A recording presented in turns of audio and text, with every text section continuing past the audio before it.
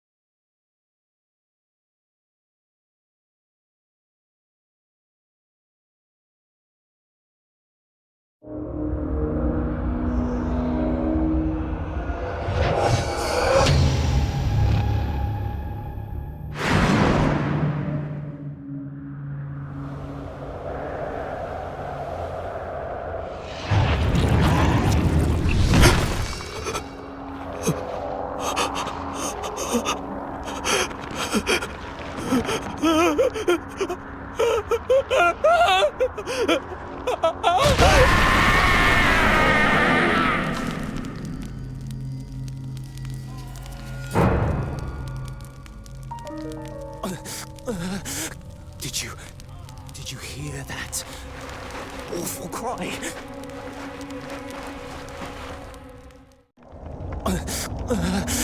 Did you hear that awful cry?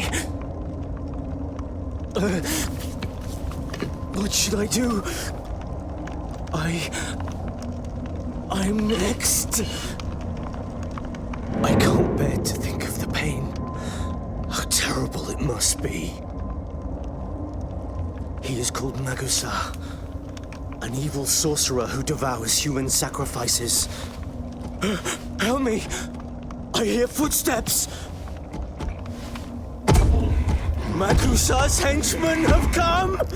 No! No! No! Wait! Please! No! How I'd wished I could keep my power for you.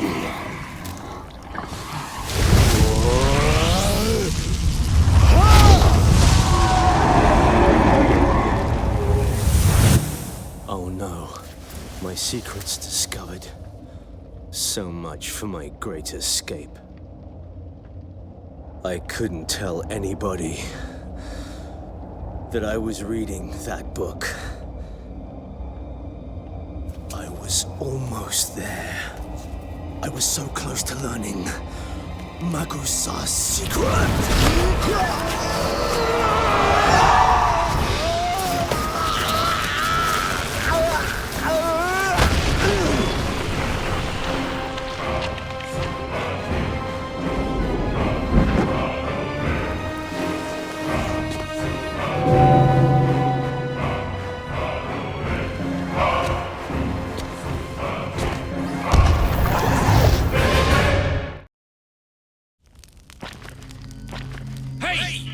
You there!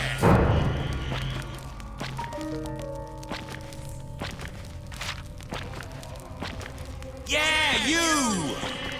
Over here!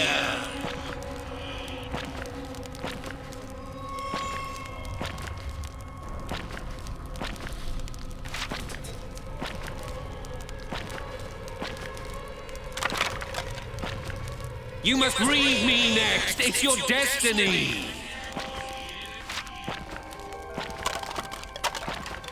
Did you just see how that last one died?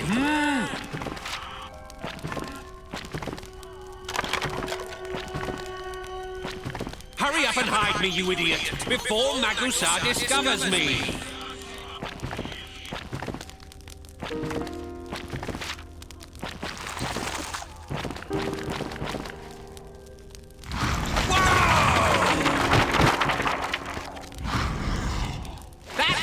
You bumbling fool!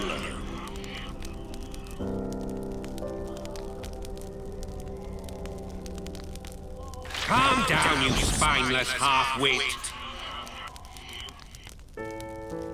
I am Libron. I am a book, and a fine one at that. I am the journal of a certain sorcerer. But I am no ordinary journal. You can revisit my contents in Phantom Quests. Go on, have a feast.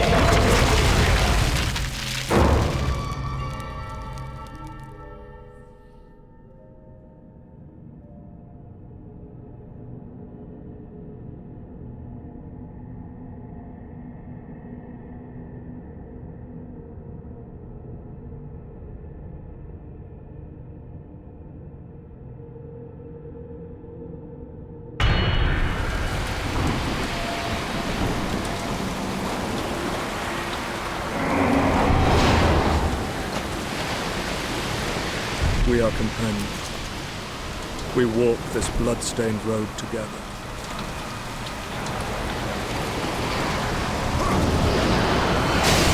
What's wrong? Why are you so restless? Who am I? What a stupid question.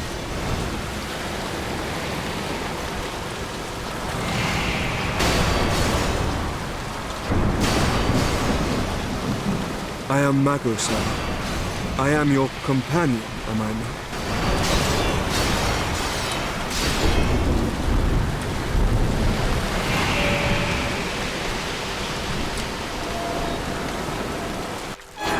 Stay focused.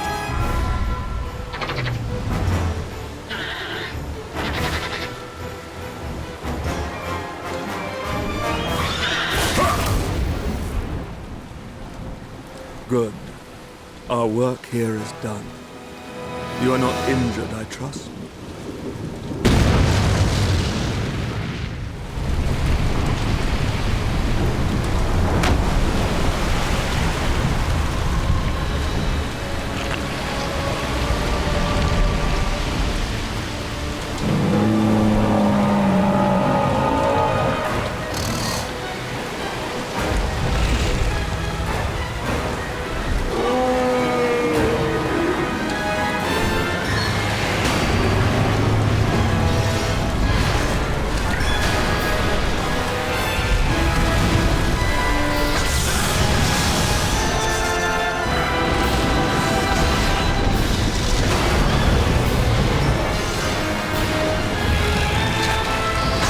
Enemy is strong. We must be on our guard.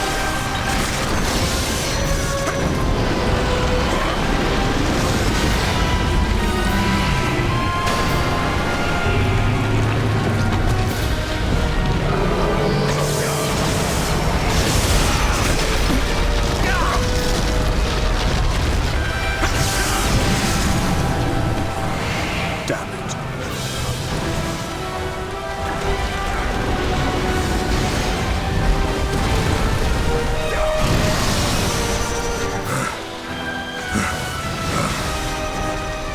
The price must be paid.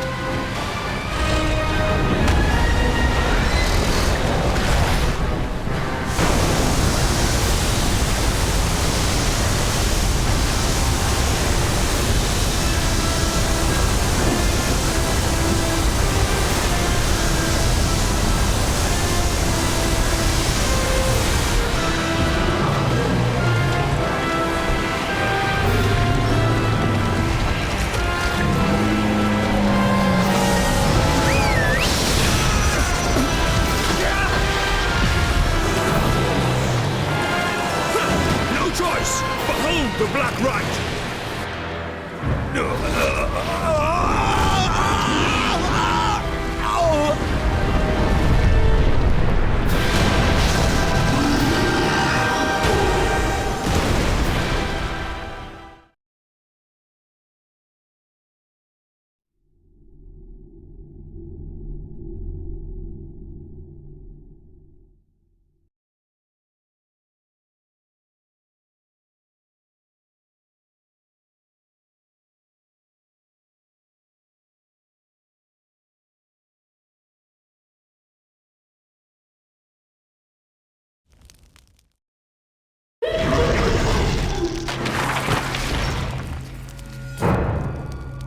Well, how did it feel to relive the past?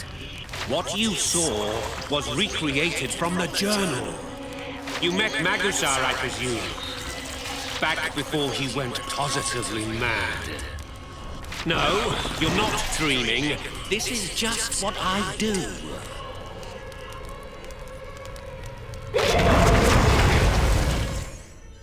Every secret is written within me. To find the answers, read me to the end. I even tell the secrets of Magusar.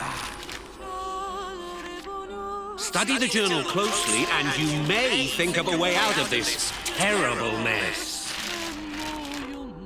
You'd be the first to succeed. The rest have failed miserably, I'm afraid.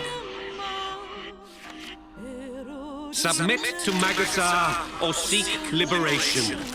These are your only choices. Go on now, keep reading, for that is your only hope.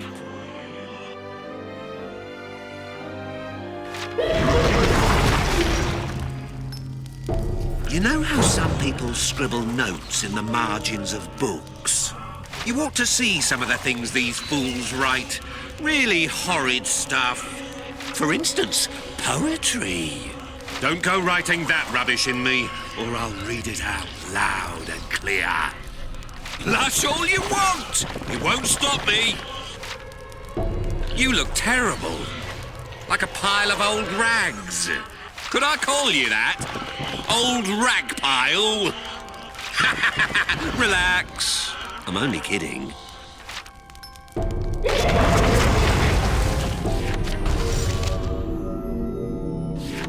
Rise, or this will be your resting place.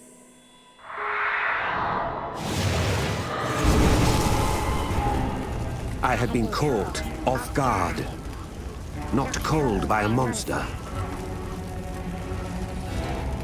The woman mocked my vulnerability, my oafishness with cruel insults. Yet we had only just met.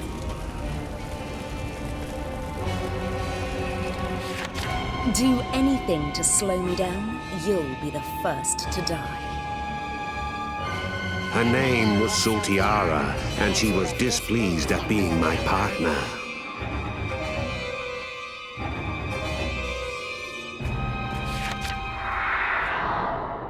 It is the stone-cold truth. Many, taking the ordeal, forfeit their lives.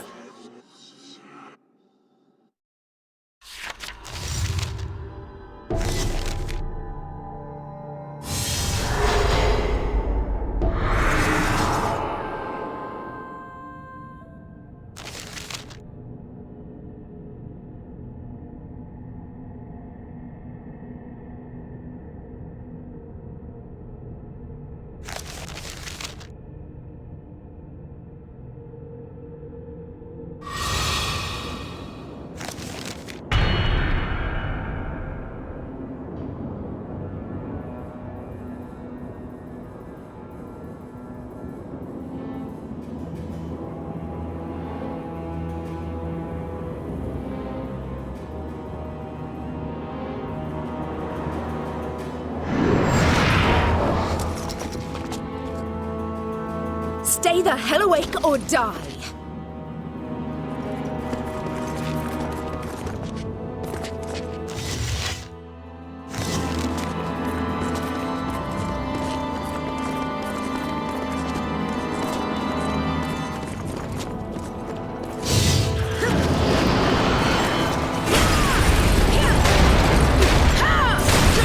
Stay the hell awake or die!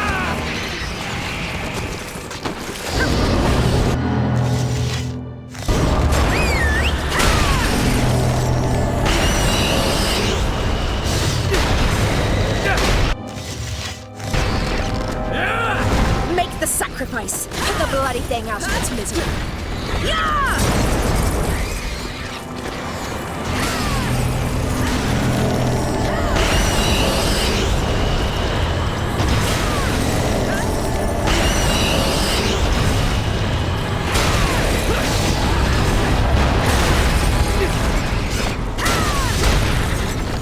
Don't even think of bloody saving it!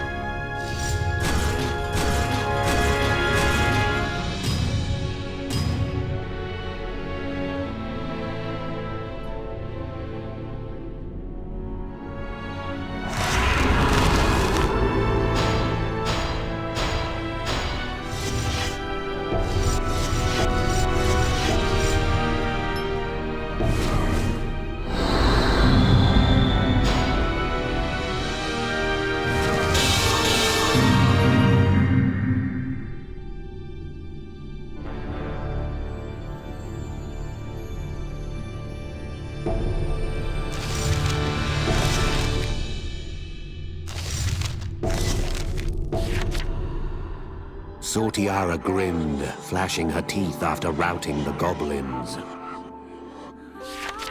It was the first time I saw her smile.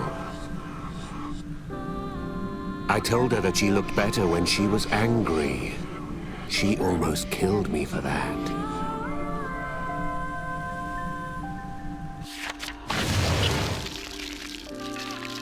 But little did I know that I would never see her smile again.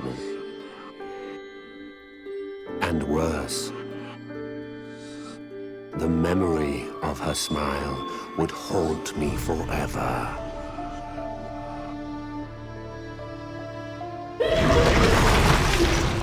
Wait! I almost forgot. This journal can be altered slightly. Only certain special pages, of course. Here, let me show you.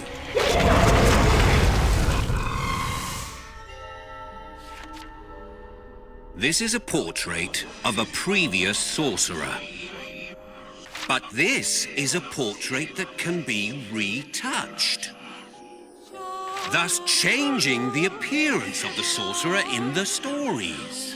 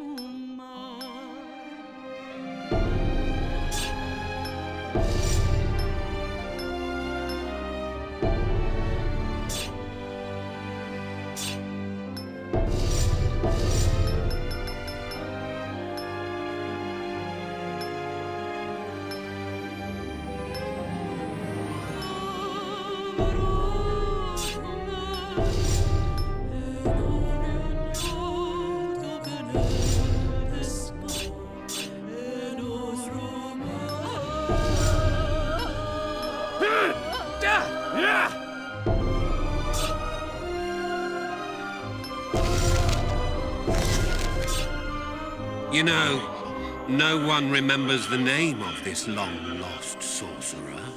But we can't very well leave it blank. Fill in your own name, will you?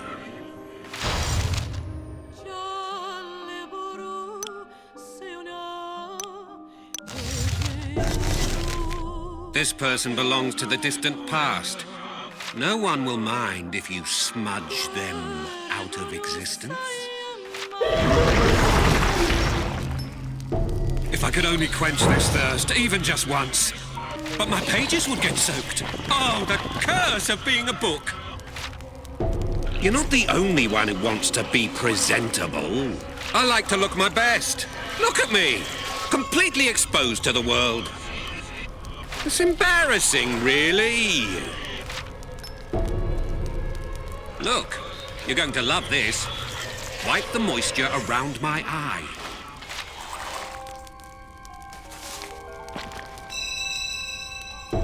That droplet on the tip of your finger, it can be put to great use.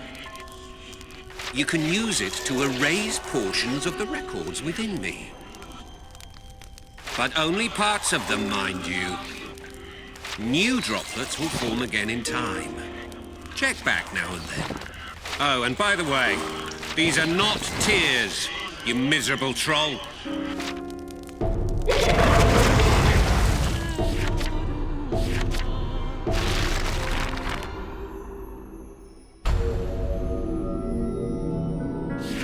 Half of those who attempt the sorcerer's ordeal will die. This was perhaps the only thing we knew for sure.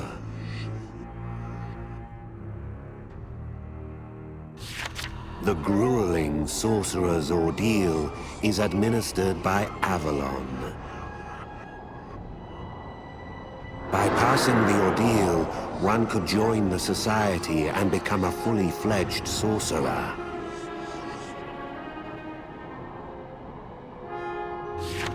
She was just another person who signed up along with me.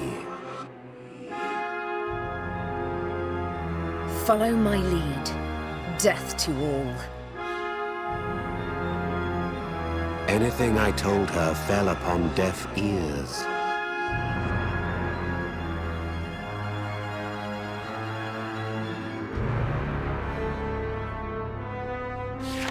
But I knew this could work in my favor. I was wise to keep my distance,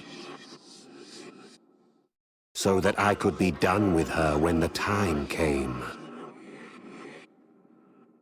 And we both knew that eventually that time would come. Better not to get too attached.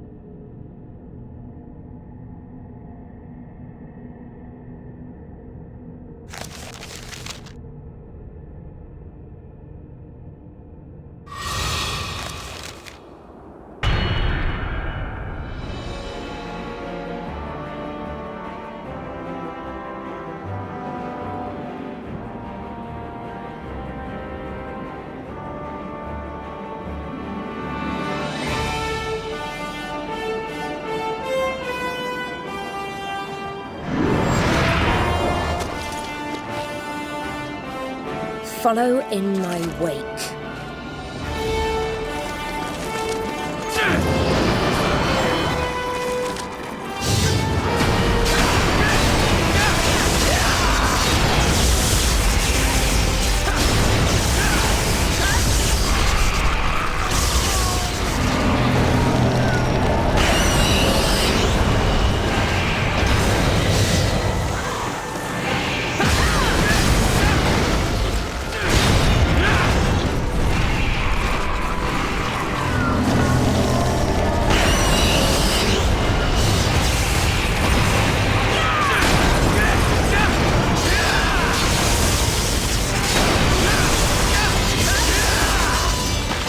Don't even think of bloody saving it!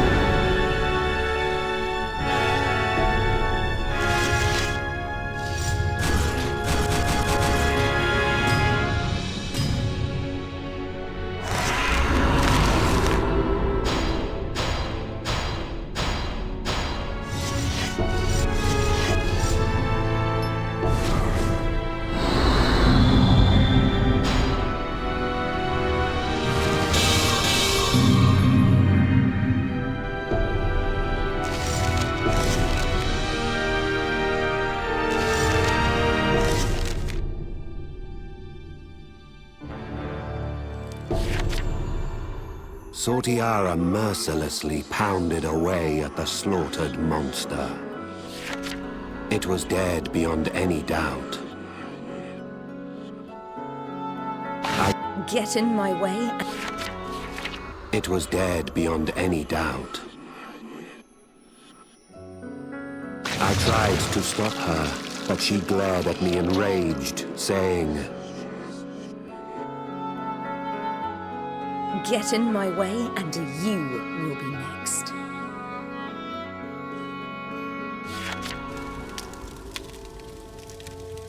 It was nightfall. As we sat warming ourselves at the bonfire, I heard a sob. Sortiara was weeping, clutching her right arm. The blight. A deformation of the right arm, the price we sorcerers pay to wield magic.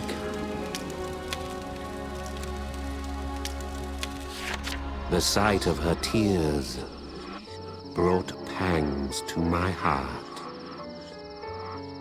I gently caressed her back in solace.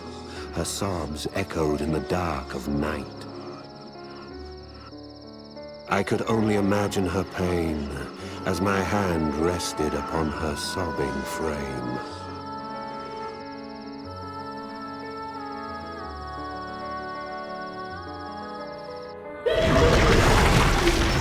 You know that woman who appears in the journal? You would be wise to watch her closely. She'll have an impact on our author.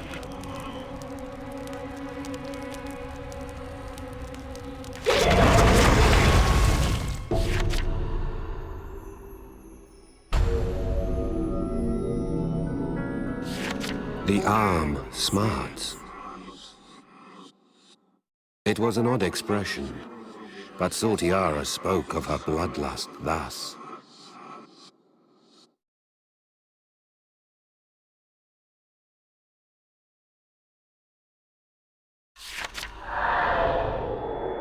This monster was once human. A sorcerer who had misused his magic and transformed himself into a monster. We sorcerers are tasked with the disposal of such lost men. Looking at the beast, Sortiara said, Don't think, kill. it was an order. As if I needed to be told. We all know that sorcerers are in the business of murder.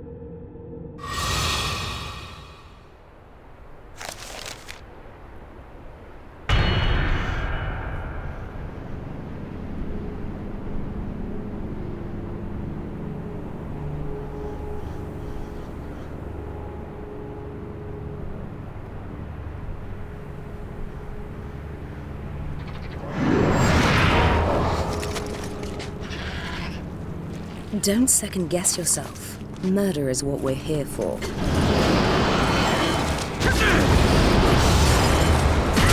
Don't even think of bloody saving it!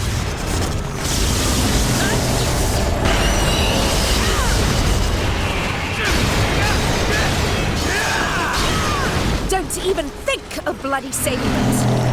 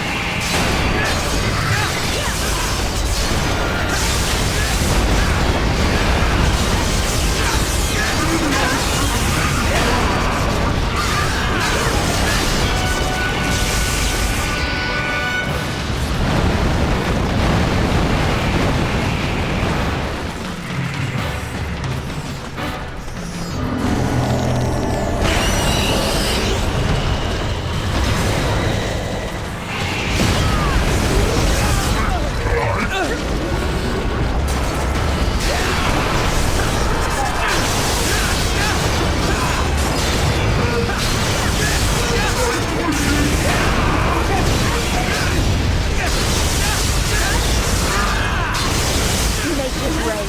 I'll bleed you dry.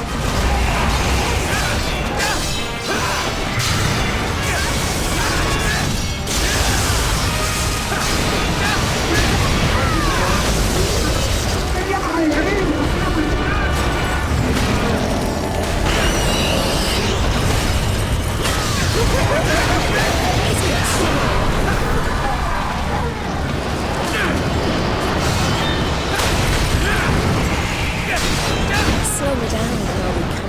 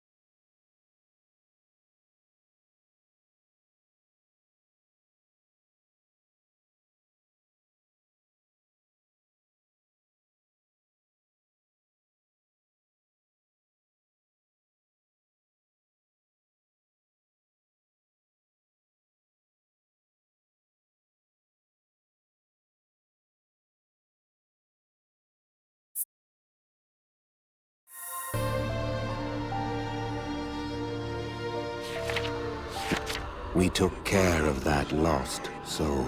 Yes, we did.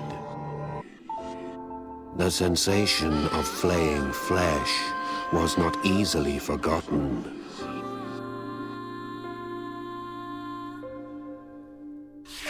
This is what sorcerers do. Murder. In his final breath, I heard a faint voice say, "Help me."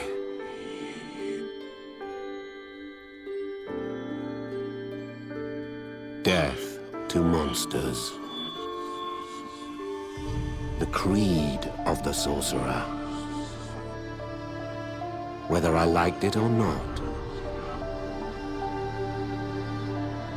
I had to live with it.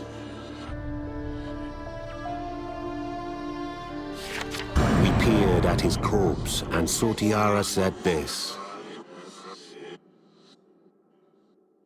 Take a good look. One of us will share his fate. The ordeal plodded onward towards the dreadful conclusion she suggested.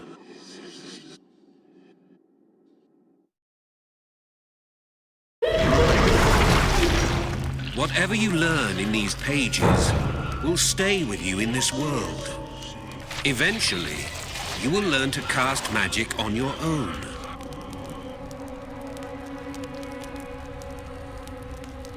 Then, you'll have a chance at bringing Magusar to his knees.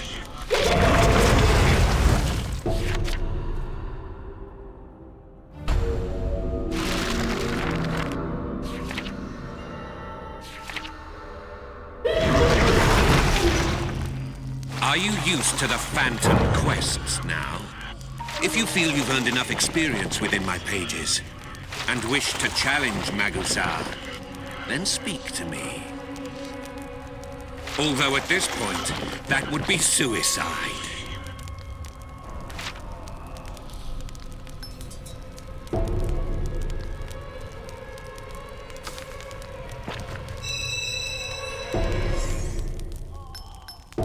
How many of the prisoners got away? None, you poor sap. Now stop dreaming and get back to business. You'd better treat me with care. I like to keep tidy, so don't rub your grime onto my pages.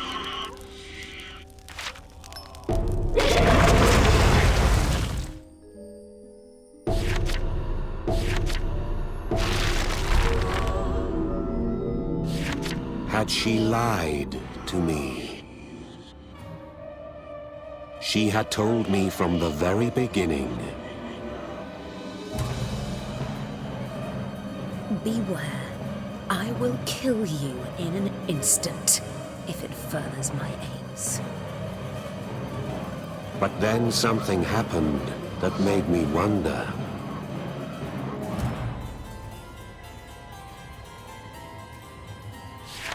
She shielded me from a monster, as if prepared to die for me. But why? I have no value to one such as her.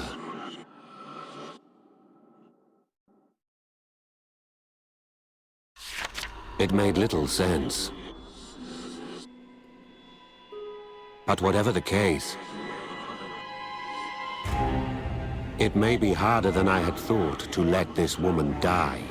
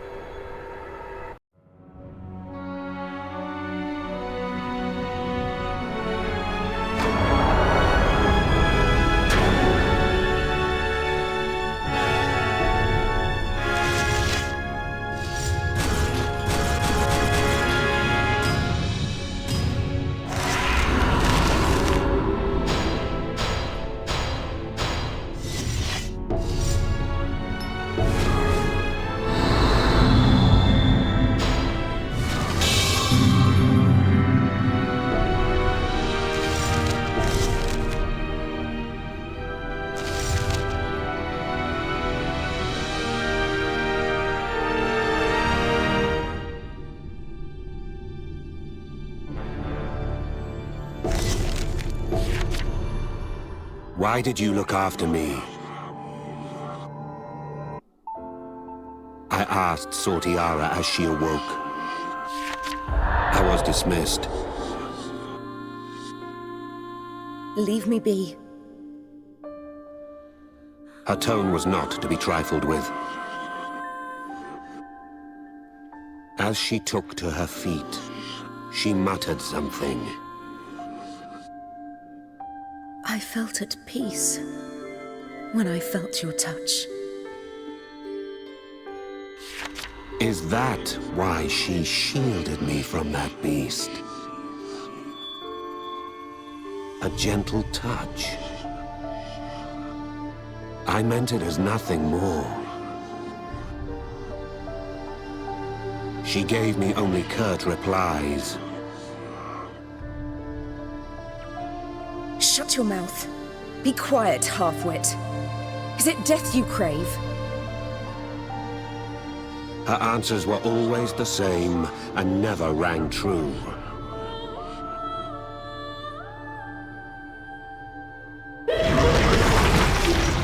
That's Sortiara. She keeps her heart under lock and key. But apparently she was pleased when you touched her back. she will soon grow quite close to our dear author. Go on, keep reading, and see for yourself.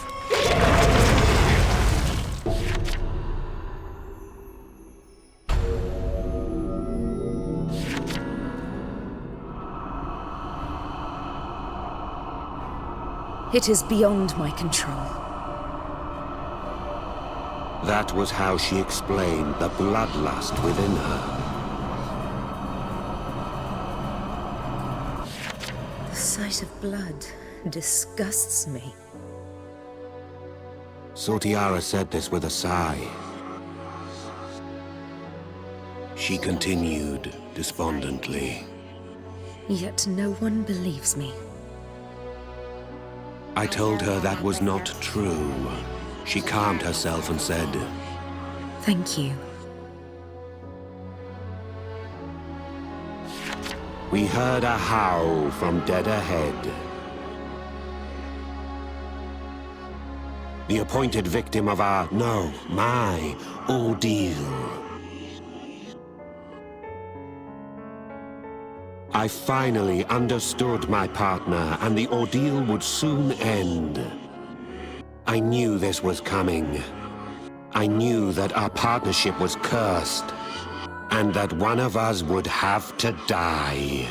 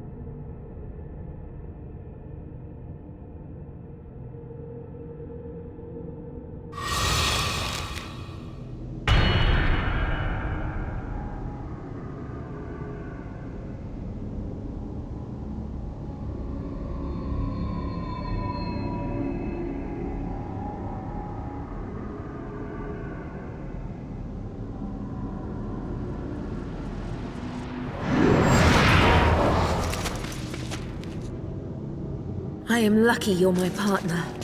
Now, let us be off.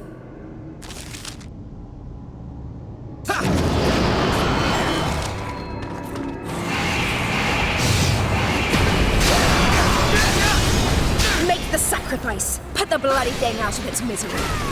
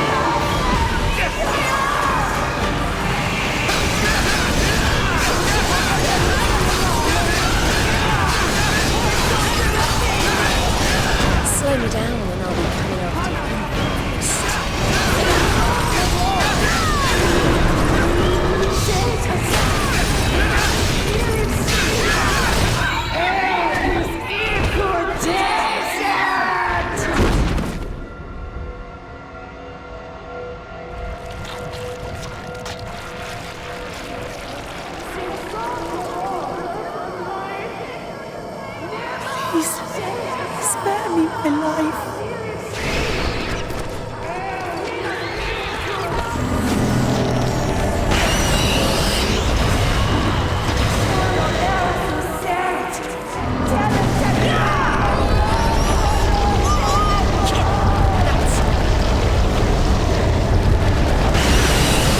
Drown this world in blood.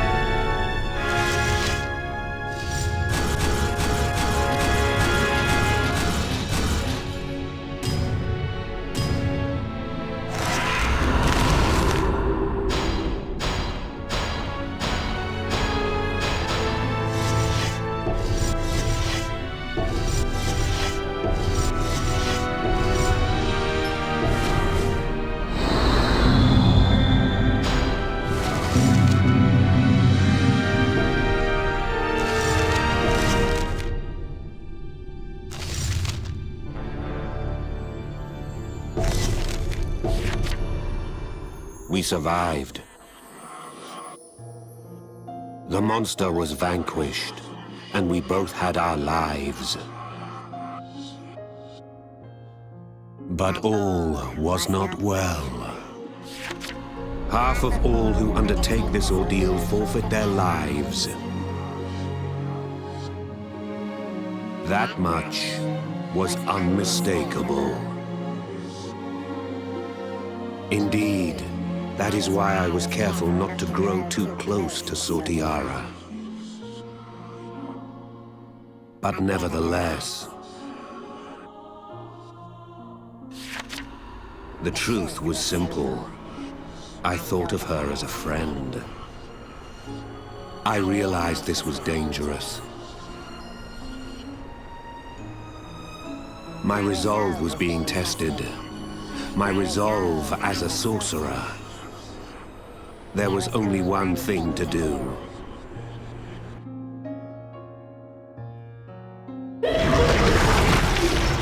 Quite a mad indoctrination, was it not? The vile sorcerer's ordeal. Could you walk over an ally's corpse to achieve your goals? For that's the sort of metal the ordeal demands. Just one step away from completion.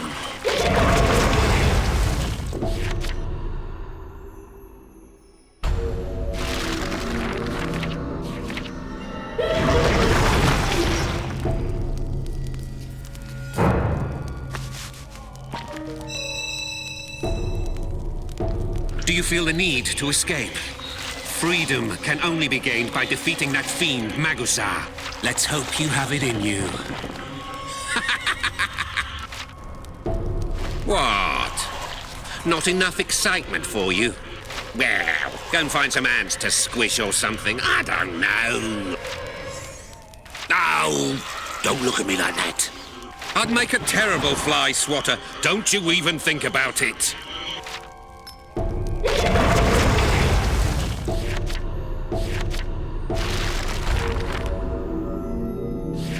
I had to stop myself from feeling any sense of camaraderie. For such emotions could only get in the way. So much happened on the journey. Sotiara was at once cruel and kind, barbarous and gentle. These memories haunt me. I wish them gone, I do. For they tear away at my heart.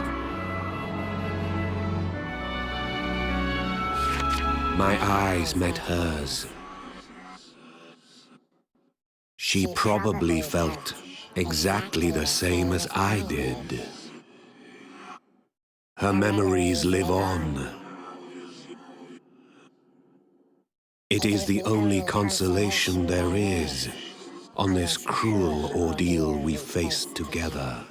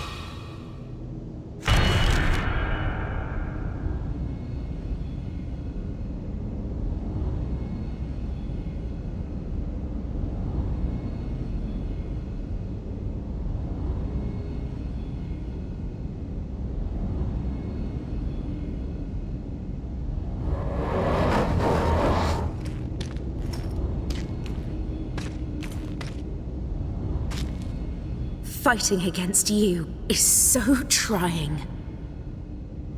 Still, it will only take an instant to kill you. At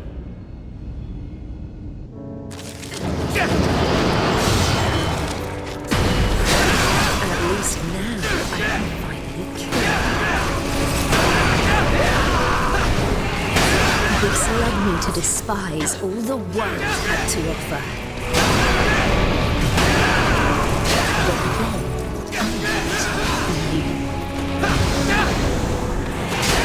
I've never known. Who knew fighting with you would be so trying?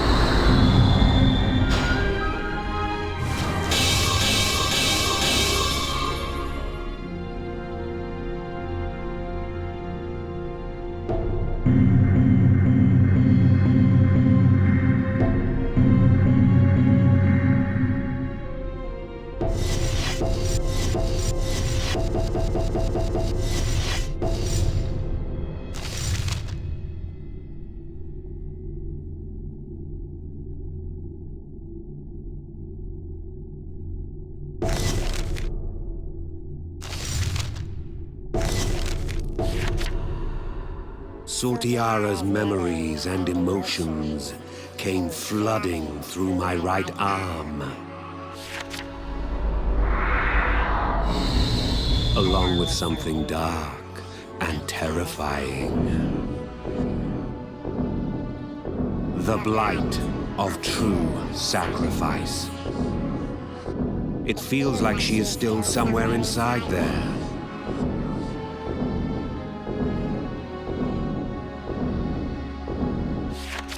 Sortiara's bloodlust is now my own.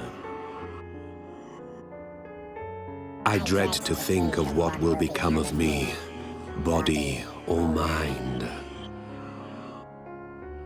And so, I started this journal. My ill fate may not be far off. The signs have begun to manifest. But even now,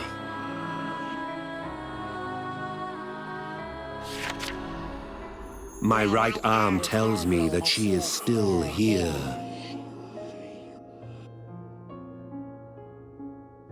With all of her hatred, all of her sorrow, and a dash of hope. This sensation is all that comforts me in my loss of a true friend. Several days later, my admittance into Avalon was confirmed. Avalon coordinated sorcerers and their monster extermination.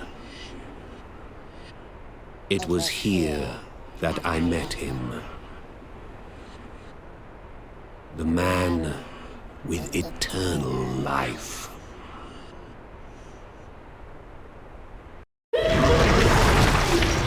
Now we inaugurate the author's new life as a bona fide sorcerer. What travels now await you? You will see as more pages become available as Phantom Quests.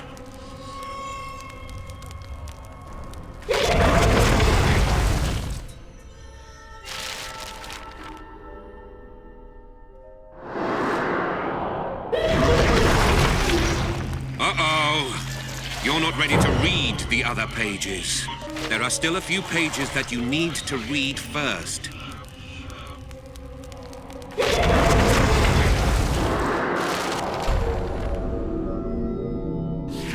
Sortiara's soul dwells in my right arm.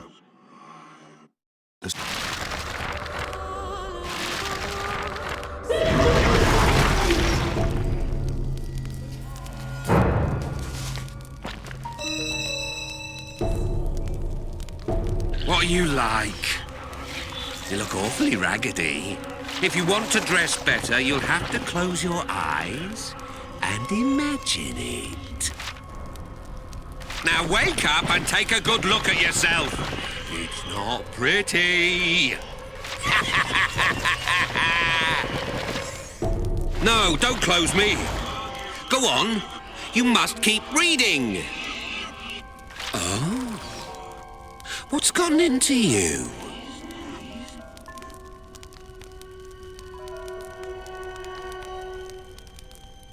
Don't tell me. Bored already? With my story? That's unthinkable. For a book, it couldn't be worse.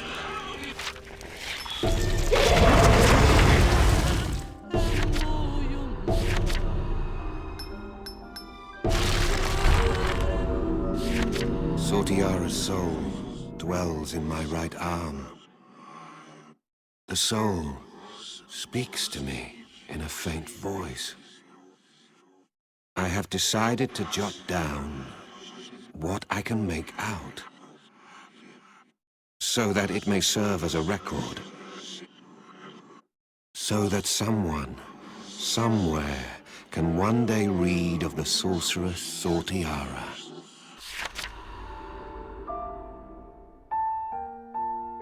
There is no denying that I was insane. It was triggered when I discovered the secret of my birth. Defiled as I was, I came to despise the world and envy all within it. What an abhorrent woman I became. Detesting all the world offered, selfishness led to self-loathing.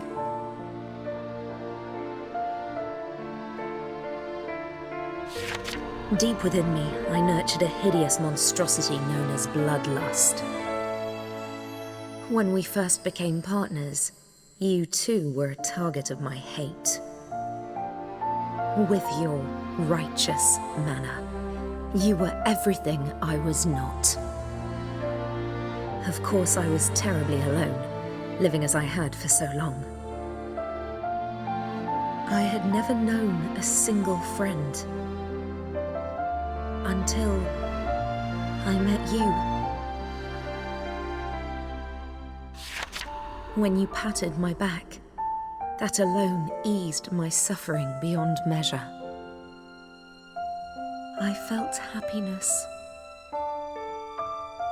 If we had met under different circumstances, we could have been... No, that's unlike me. I allowed myself to imagine what could never be. And so I bear you no ill will. Although my life was spoiled by hatred, in my final moments, I felt what it means to be human. Thank you. However, I must apologize.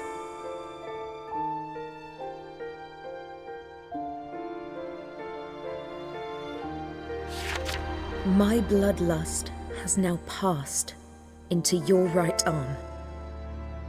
Therein lies the terrible monstrosity reared deep within my soul. My first and final friend, I can only hope this foul horror will not beget your destruction. Until my dying breath, I prayed for only that.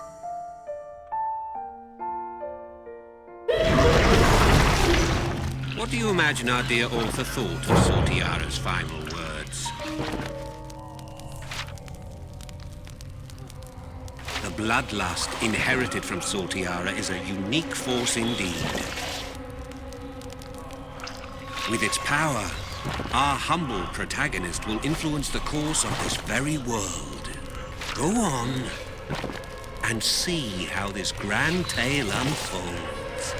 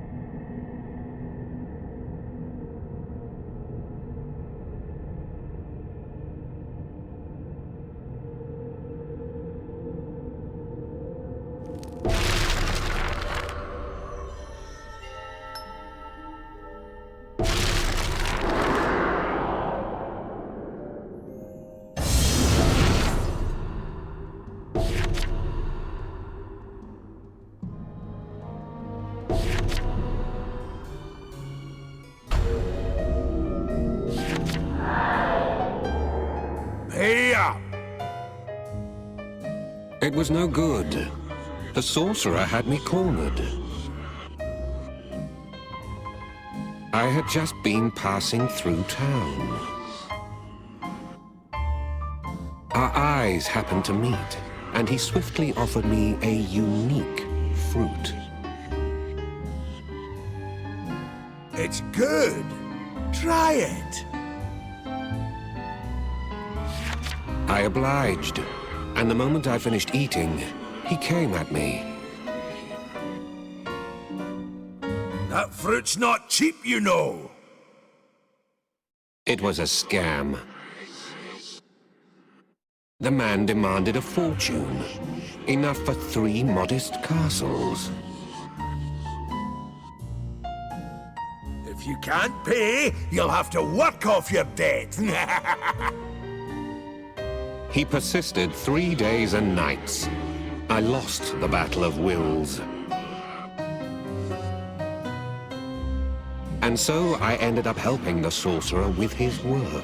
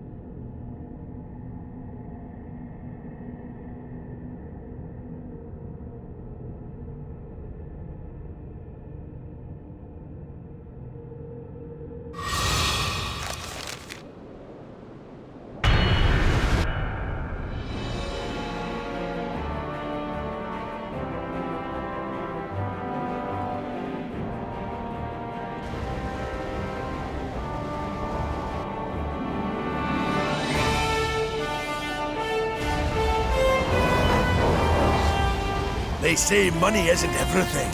Well, they're wrong.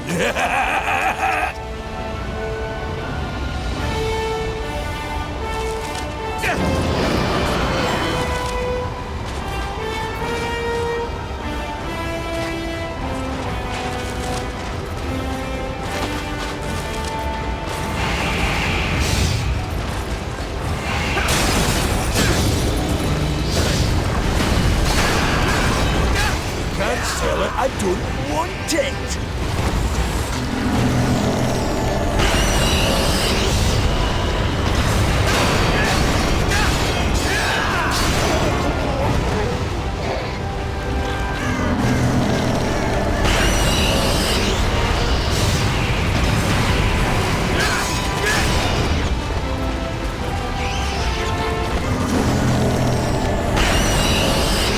Keep it up.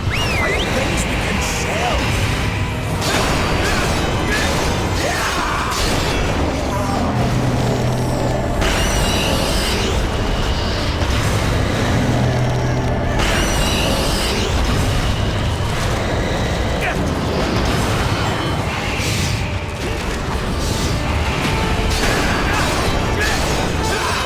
Keep it up.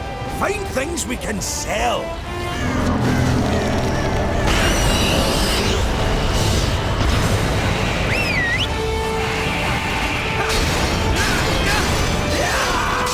Can't sell it, I don't want it.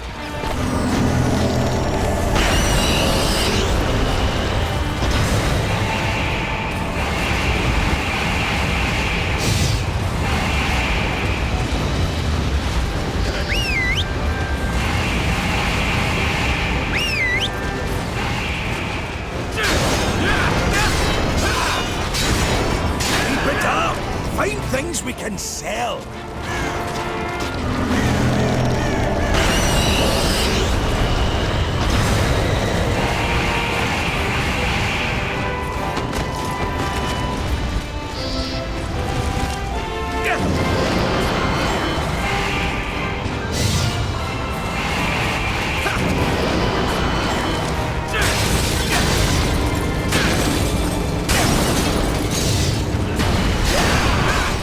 Sell it, I don't want it.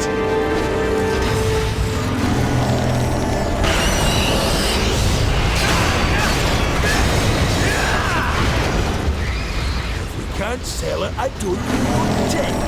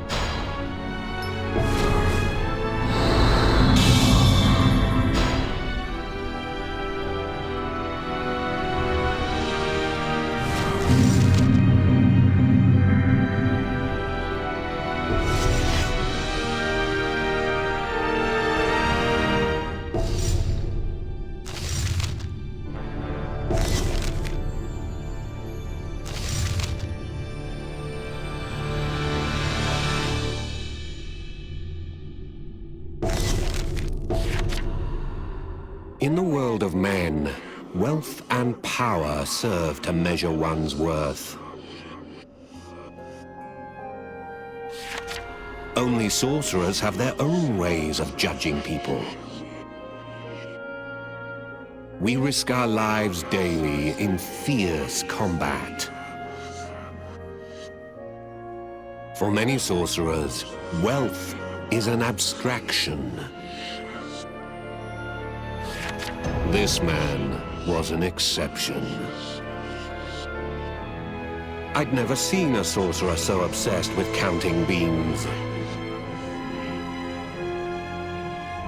Keep your nose to the grindstone till you're paid off. He laughed as he spoke, revealing his shiny gold teeth. I could only sigh.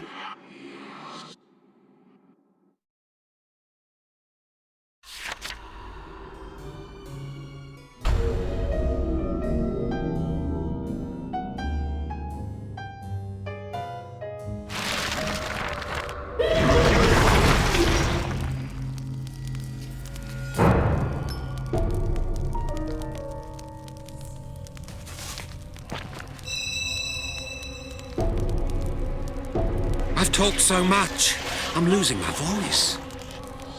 But I can't very well just sit around and stay quiet. Then, I'd be just another book. And who wants to be that?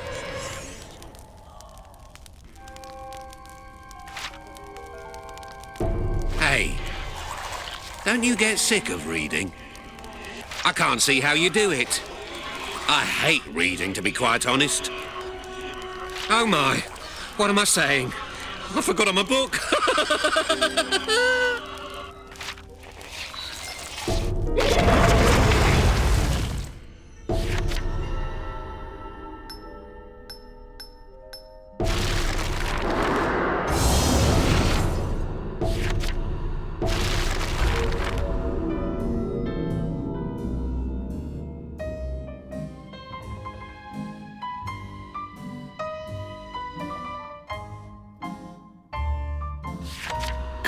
Tux. I nearly fell over when I heard his name. He was infamous. He targeted monsters driven by lust for money,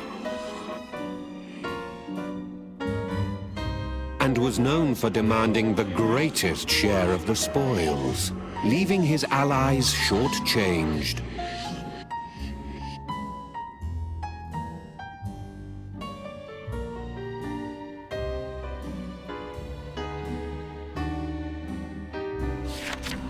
Matux continued to badger me about my debt.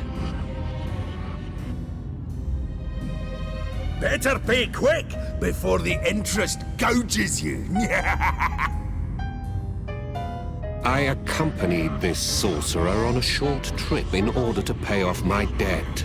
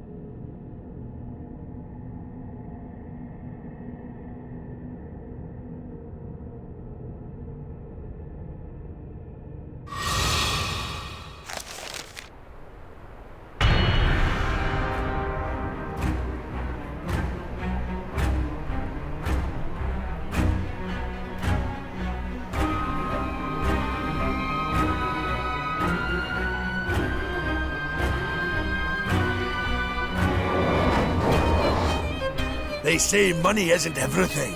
Well, they're wrong. Killing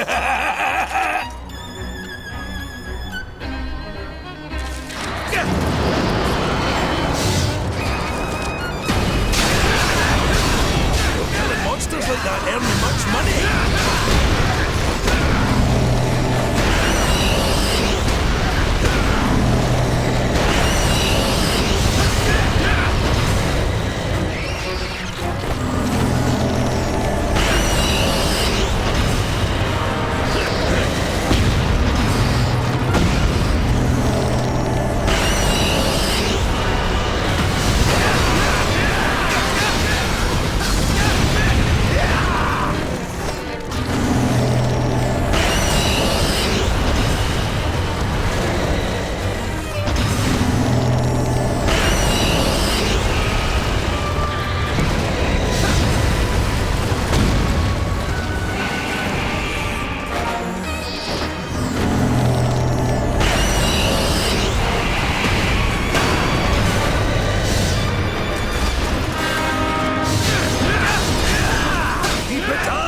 Find things we can sell.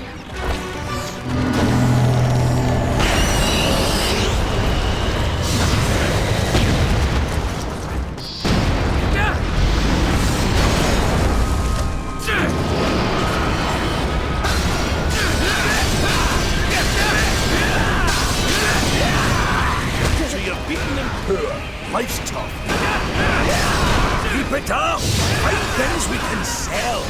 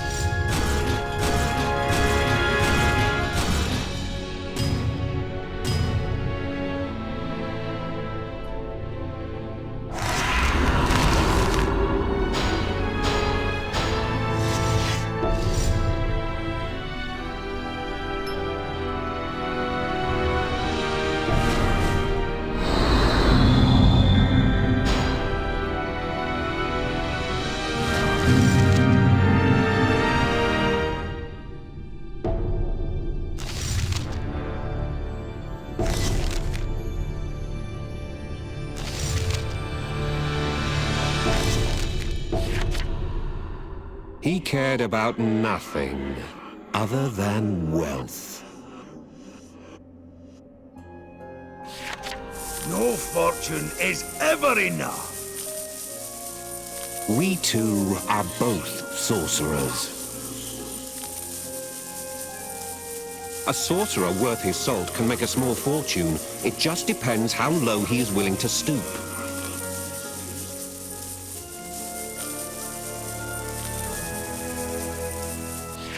But still, he was not satisfied. It's not enough, not even close. The question is, what fueled his insatiable lust for wealth?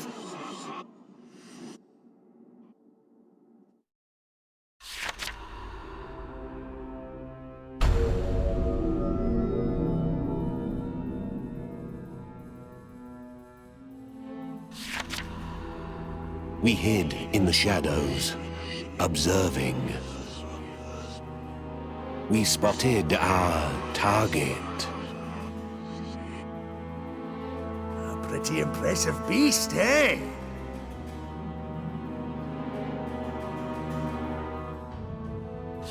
Some people wield sorcery to satiate their lust for wealth. Blindly melding with random gold trinkets to grotesque ends. Countless people have suffered this fate, transforming into monsters. We faced one such creature then. Similar ones scattered the land.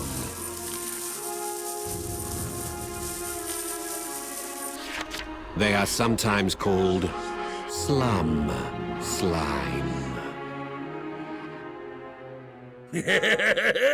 We're in the money today!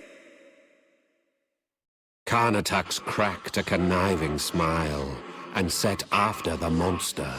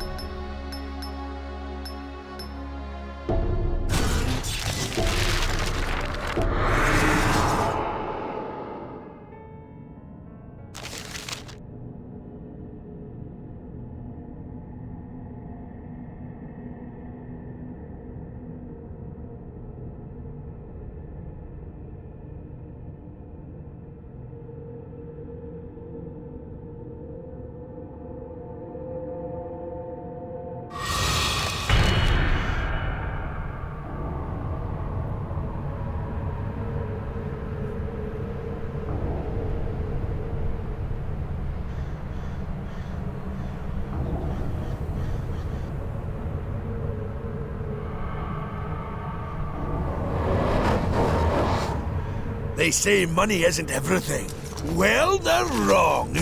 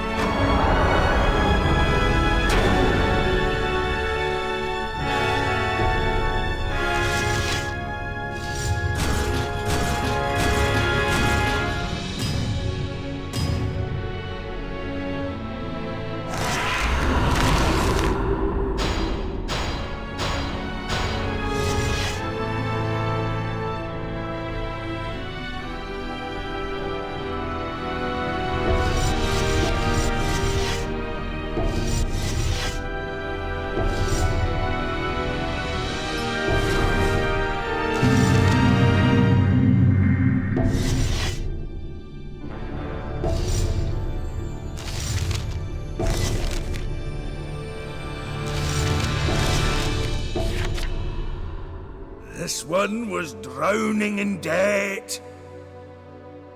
Karnataks knew our target.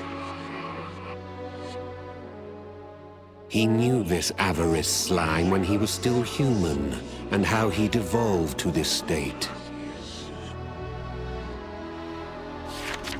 He couldn't bear to see his wife and children in poverty. He loved his family and thought that money would bring them happiness. But his love soon transformed into unbridled greed. Karnataks reflected plaintively. It is the curse of wealth. Greed could drive a man mad.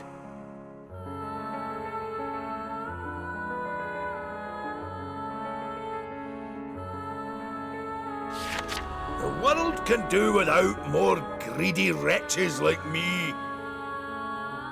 He did what he had to do, but not what I expected.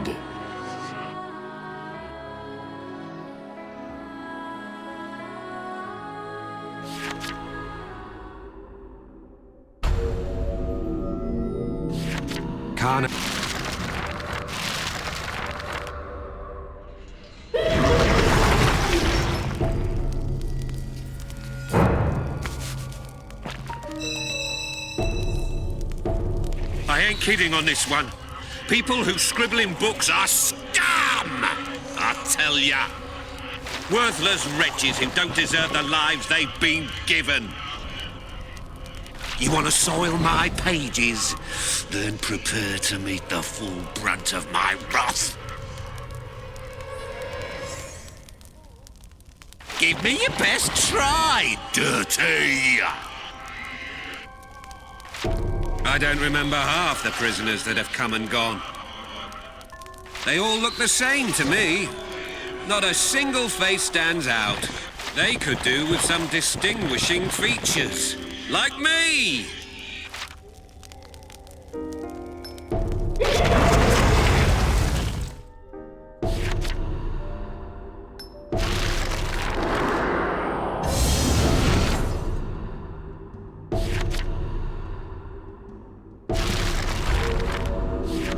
Karnataks told me that we had one more job to do. Deliver the contractor the news. Now I realized we were hired guns. I had no choice but to follow. The poorer areas produce more than their fair share of monsters. It was an old story. A person facing difficult circumstances was easily seduced by material greed.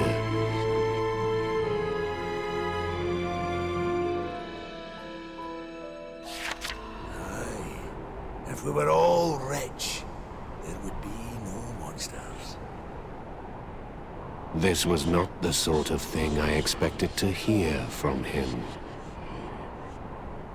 I was now very curious. Just what kind of a place were we destined for?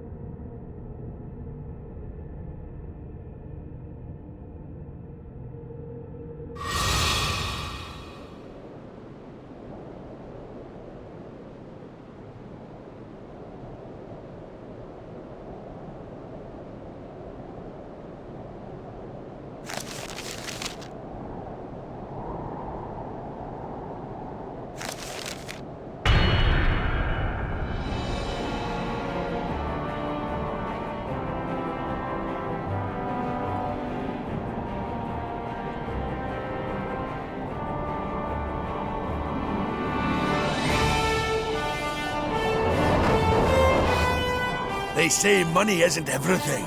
Well, they're wrong.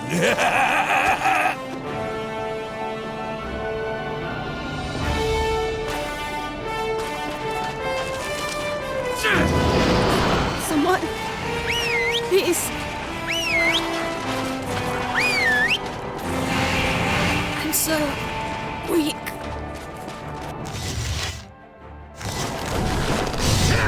Thank you.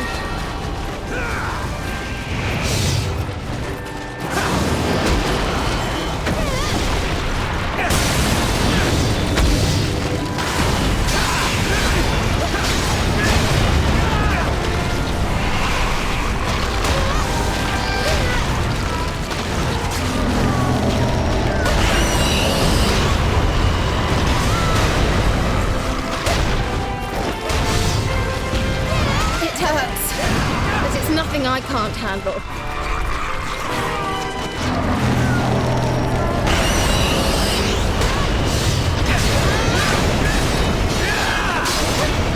Now, decide what you're going to do with your victim.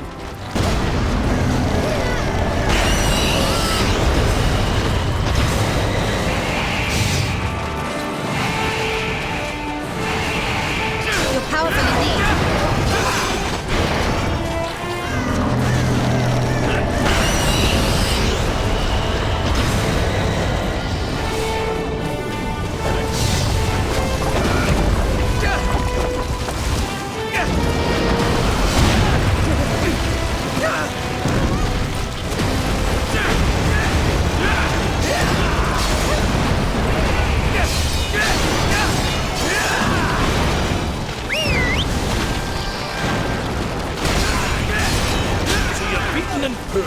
Life's tough.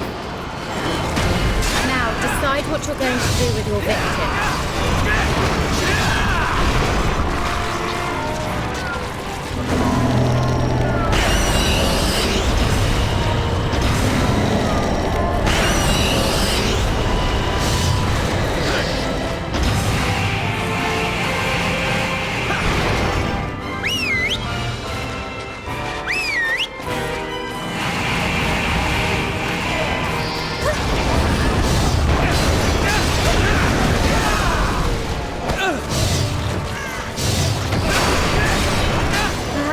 Show some mercy.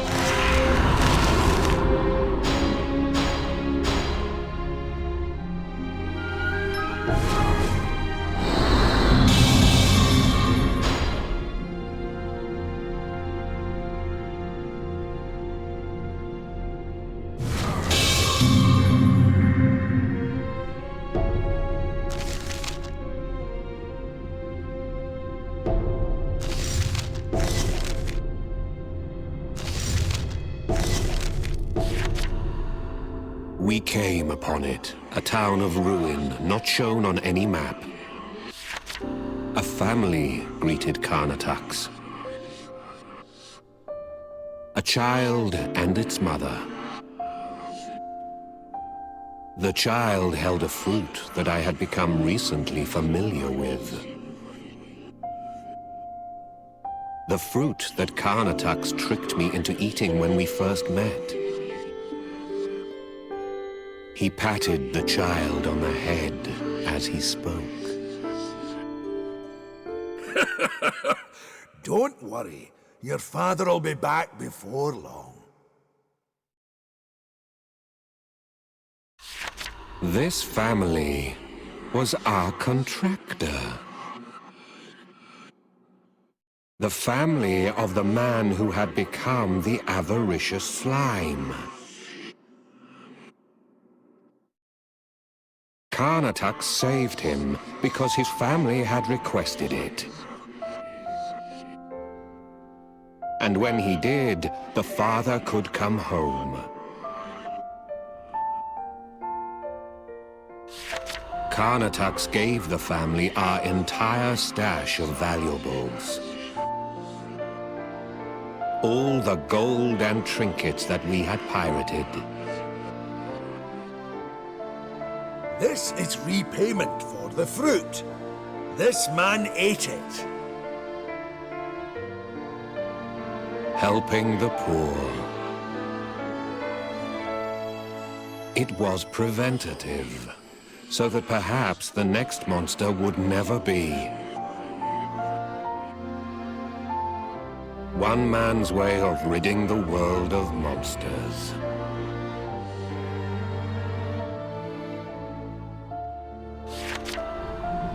I'm sure he is still out there, digging for gold. If we were all rich, there would be no monsters. And he is absolutely right.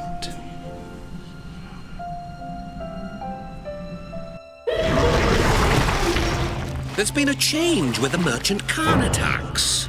Some odd jobs are available now.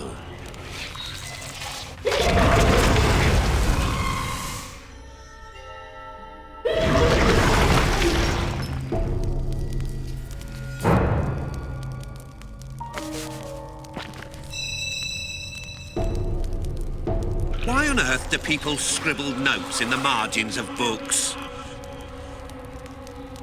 And the dribble that they are so content to write. We have to stare at that stuff every day. Somebody, please, write a joke for a change.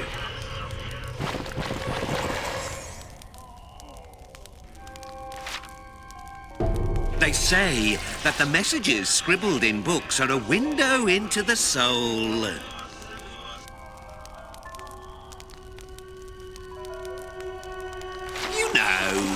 Words from the heart, and all that baloney. Ever thought of how the book feels with everybody spilling their guts on us? I'm embarrassed just discussing it.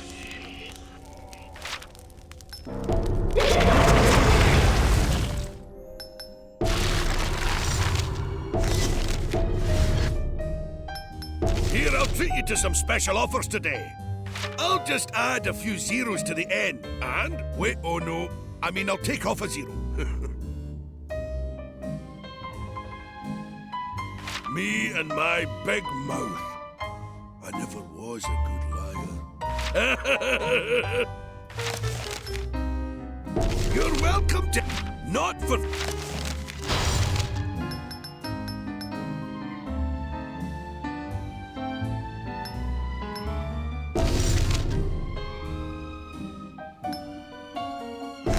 Right, here you go. Come on, show a bit of gratitude.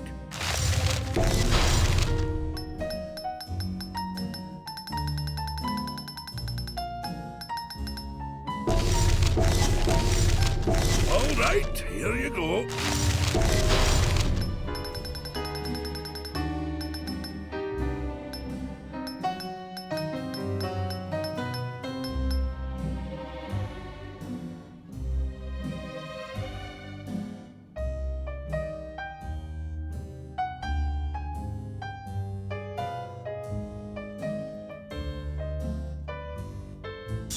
Come again!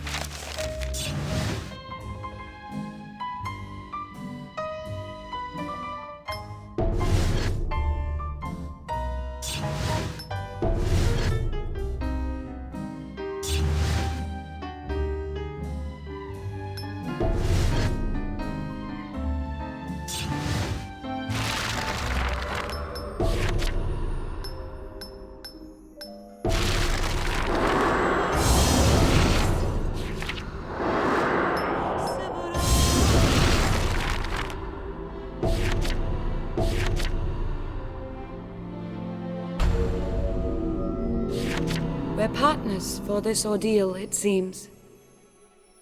Her name was Sympatha.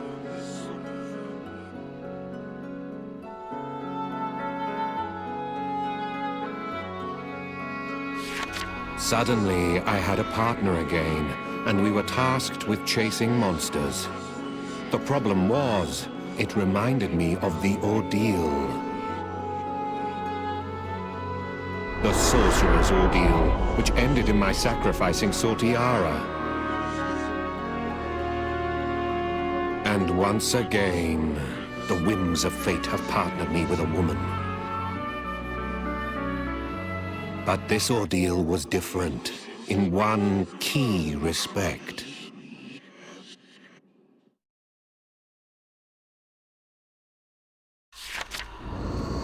This time we don't kill, we save. This ordeal forces us to break the sorcerer's code. We were blocked by a herd of monsters. Sympatha spoke. Our dedication to mercy is already being tested.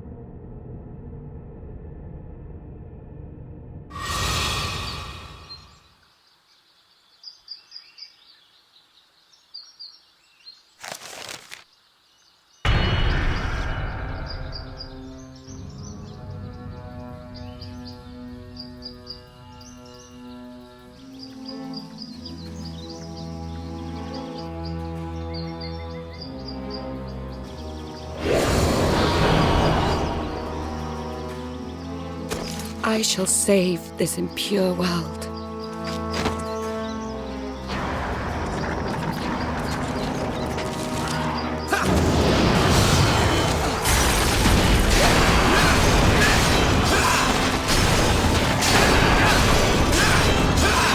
Was there really no salvation for that beast?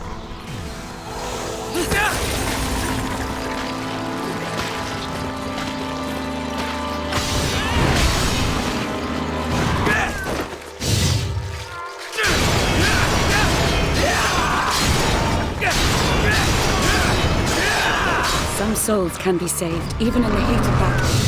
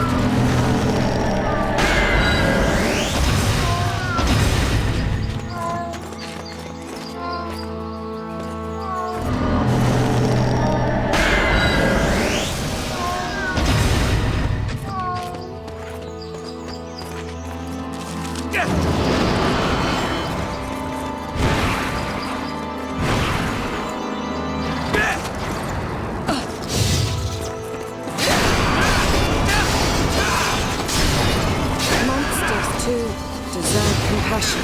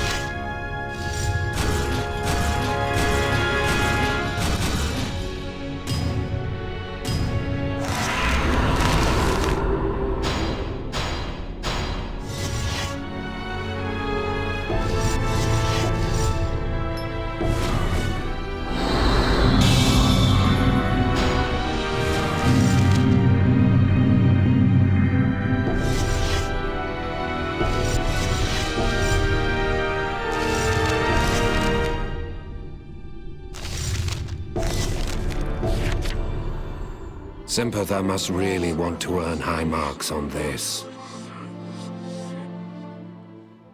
We forged ahead, without resting. Sanctuarium was a secret society. The enigmatic group's mission was to save any and all monsters. Their code was never kill friends, never kill monsters. They rejected sacrifice and served to save all forms of life.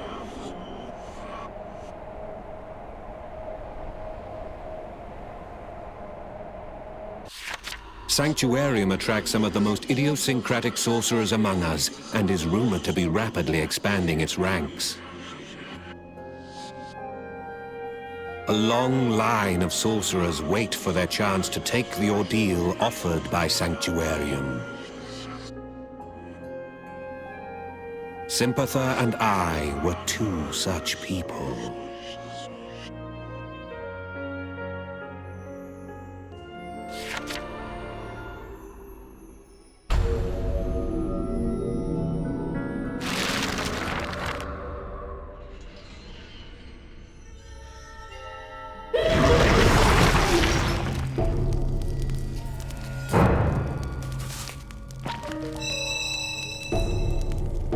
It isn't easy staying propped up like this.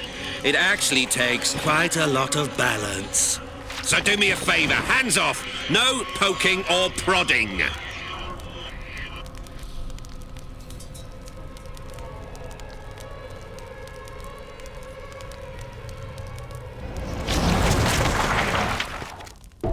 If you wear out your eyes reading, try giving them a massage. No, not the eyeballs, you fool! The area around your eyes!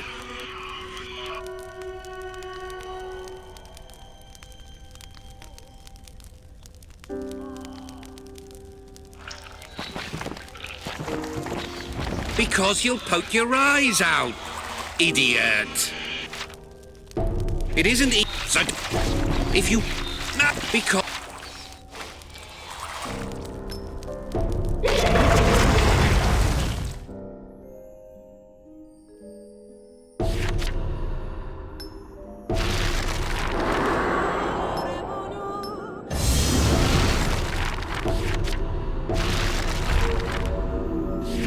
While we were resting, Sympatha pulled out a book. This is by Lenixian. Have you read it? Lenixian. was the leader of Sanctuarium. Sympatha decided to join Sanctuarium after reading Linuxian's manifesto.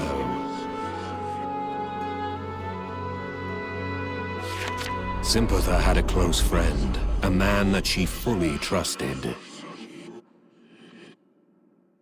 She'd been wounded in battle.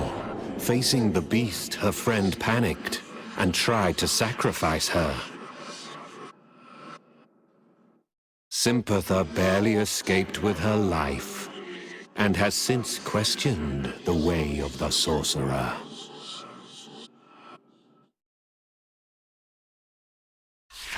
What about you? Why join Sanctuarium? Without answering, I rose to my feet, ready for battle. We were surrounded by monsters.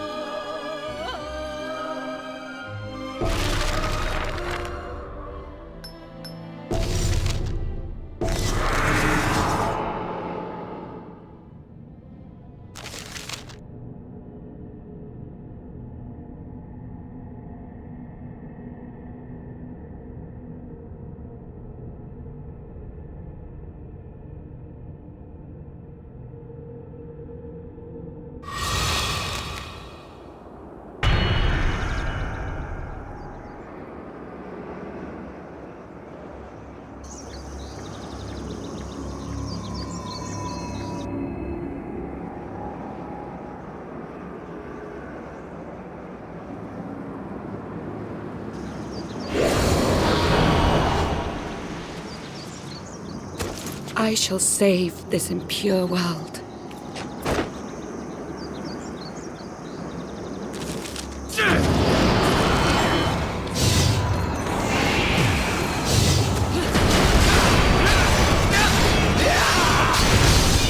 Monsters, too, deserve compassion.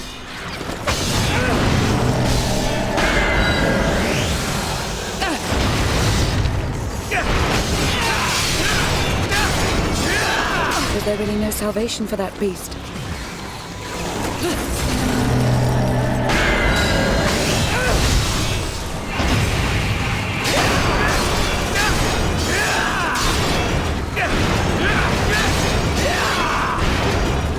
Was there really no salvation for that beast?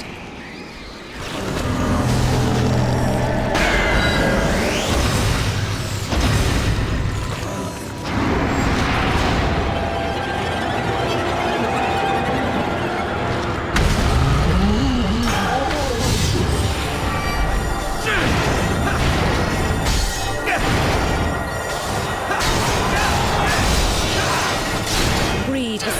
this monster. We must bring it to heel.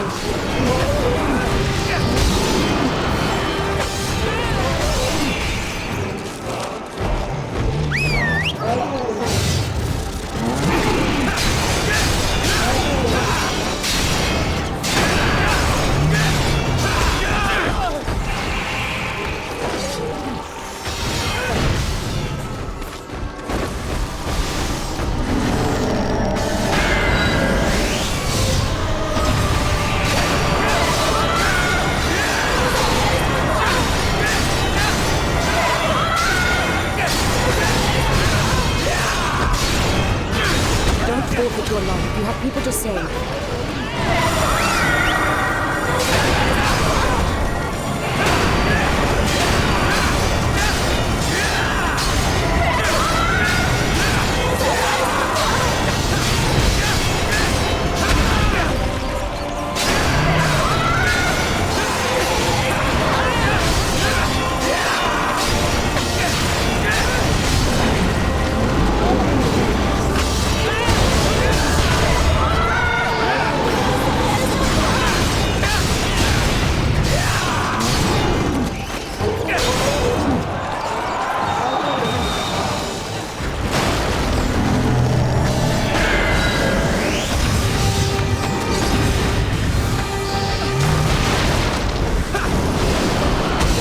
Your life. You have people to save.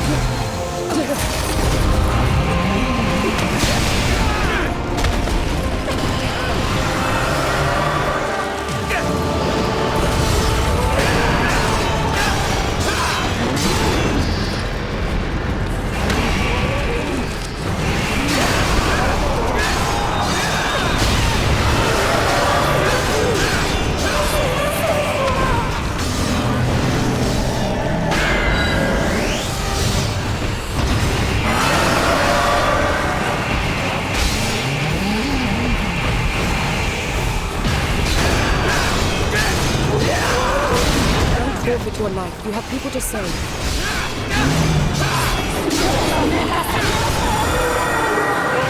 This raging beast is a favorite.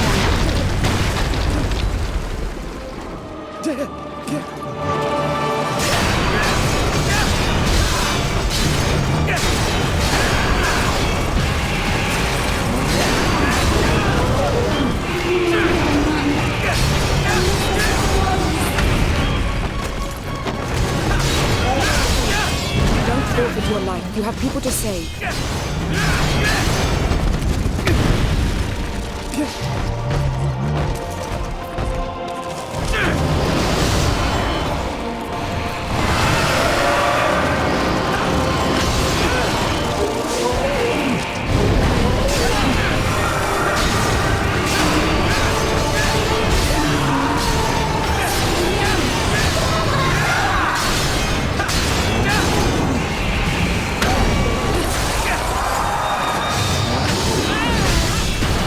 Salvation is at hand for this beast. Monsters, too, deserve compassion.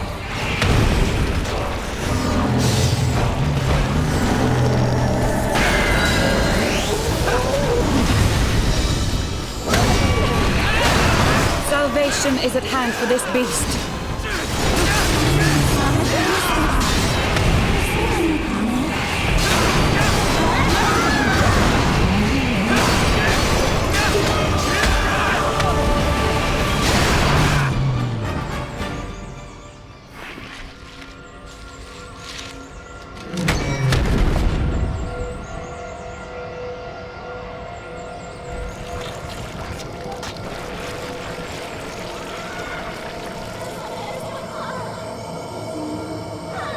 save me. Dying here would be so sad.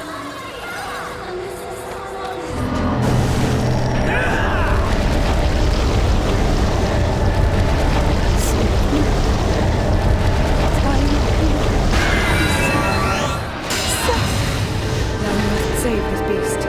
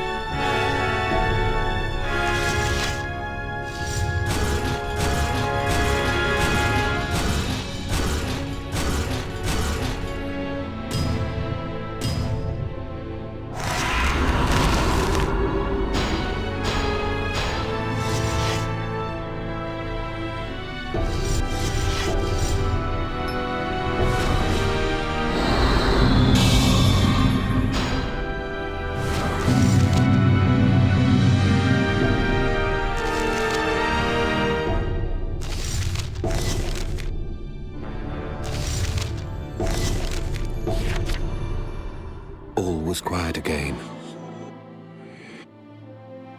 We took turns on lookout duty. One kept watch, the other rested.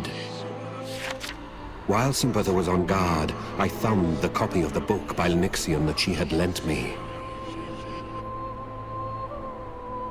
Pages devoted to the denunciation of the foul practice of sacrificial absorption. Save men and monsters alike. Reject the practice of sacrifice and consign it to our past. Let us build a utopia, excluding all tarnished, undeserving souls.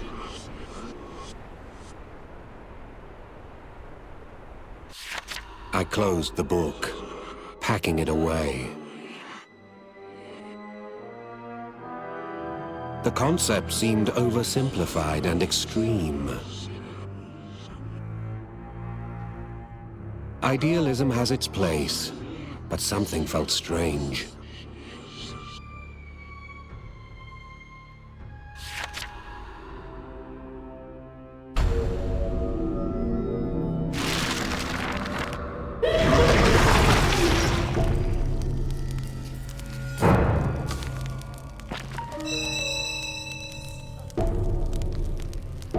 Is it morning, afternoon, or night?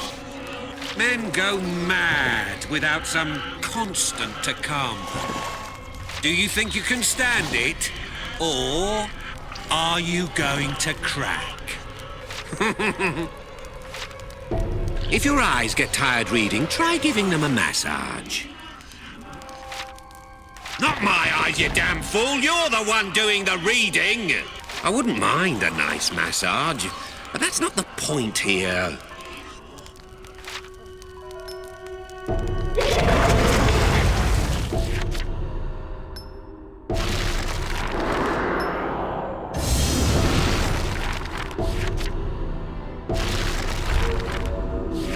Sanctuarium was created by Lenixion. Lenixion openly broke the Sorcerer's code. He is viewed as a monster by sorcerers.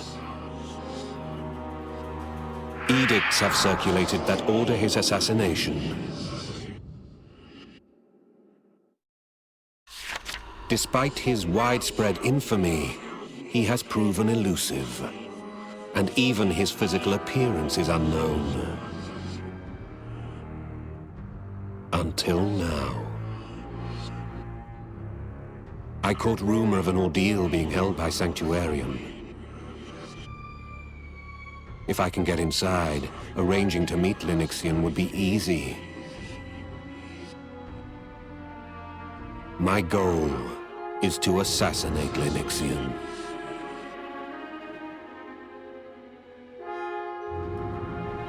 Sympatha stirred, bringing me back to the real world. Before long, we faced monsters again.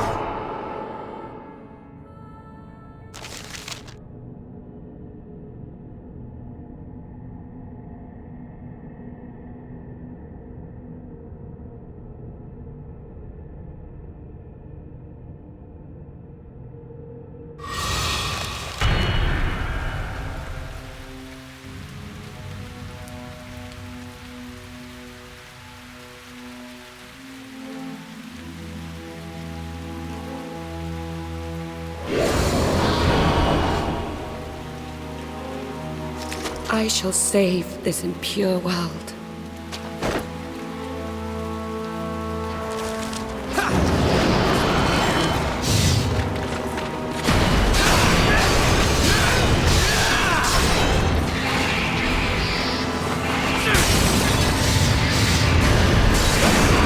Monsters, too, deserve compassion.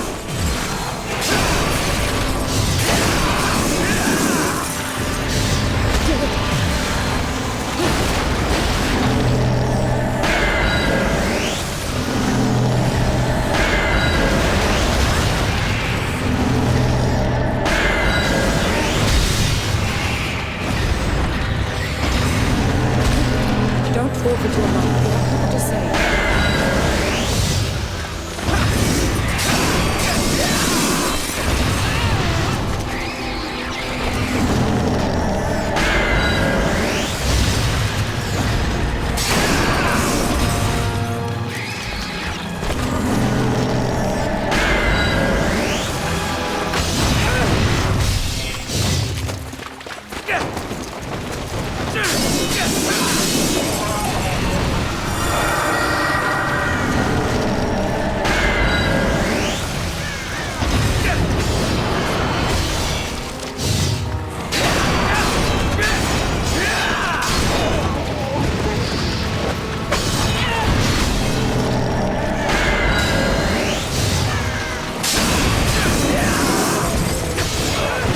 Was there really no salvation for that beast?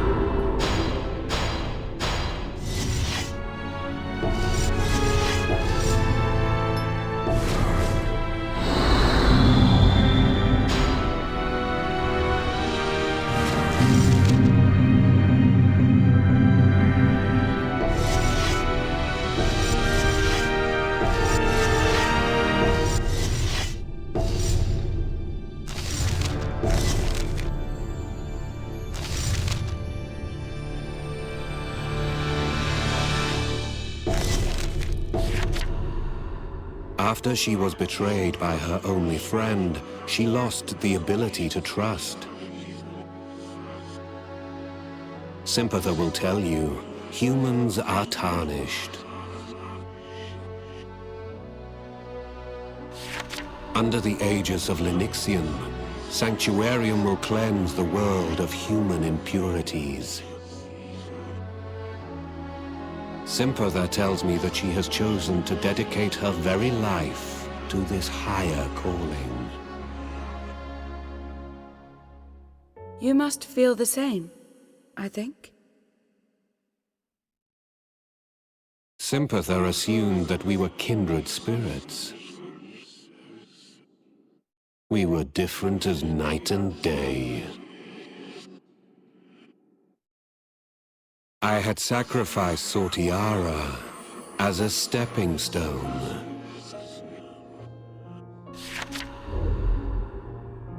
Things have never been the same. If Sortiara had lived on, would she be like Sympatha?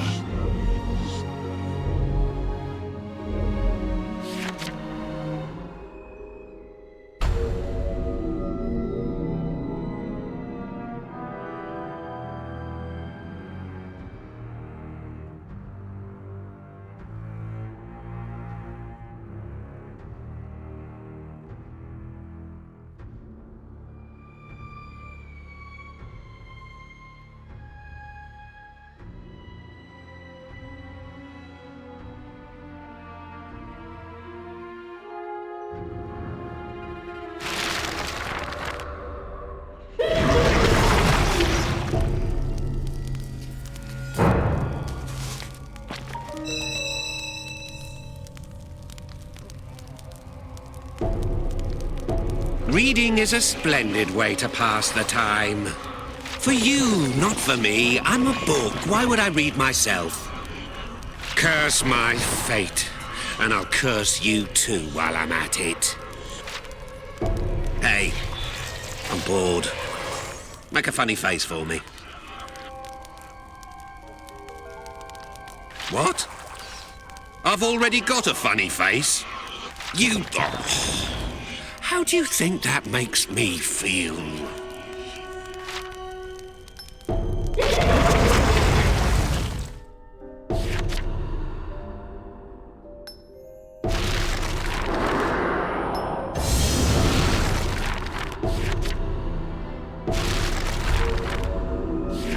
We now finally faced our target. If we could save this creature, then we would pass the ordeal. The air was thick with a sinister haze.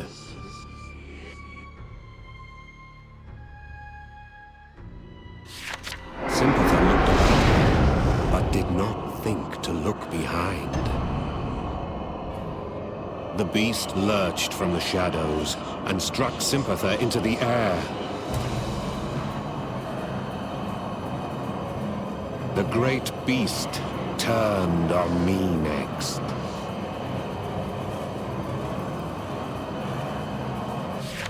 Near death, Sympatha's eyes met mine.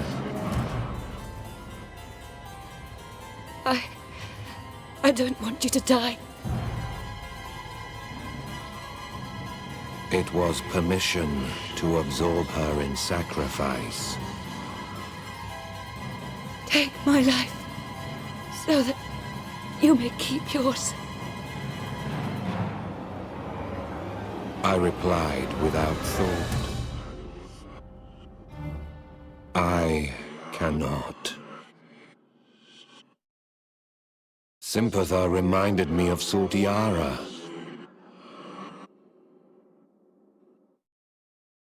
That had been an experience that I could not repeat.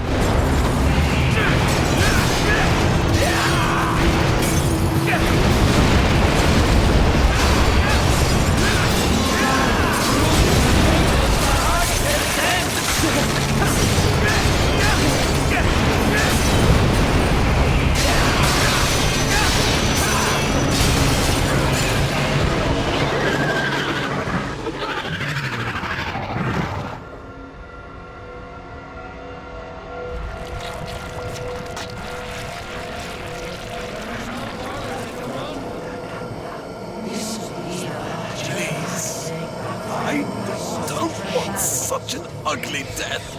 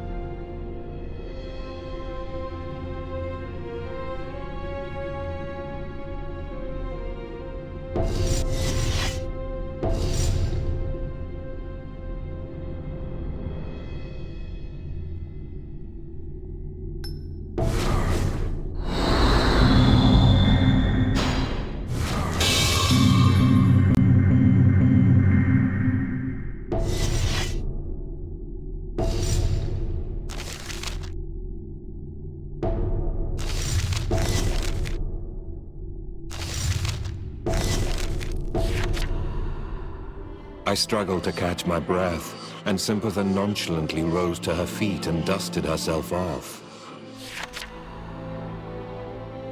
You pass. It was evident that her injuries were just scratches. Now it made sense. I was being tested. Sympatha had been acting all along.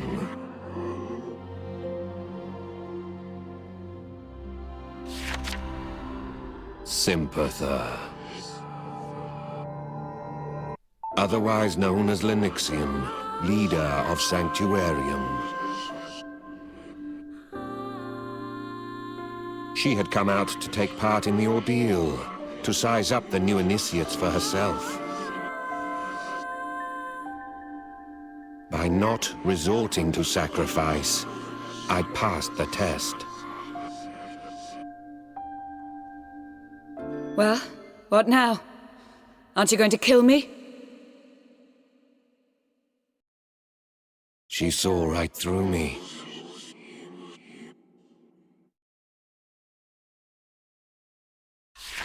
She told me that she faces assassins on a regular basis.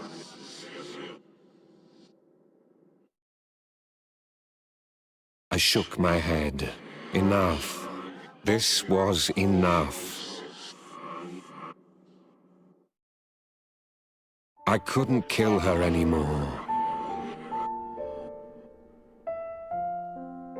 From that moment, she always made me think of Sortiara. You're a strange one. I thought you'd come here for me. She smiled as she said it, the first natural smile that I'd seen.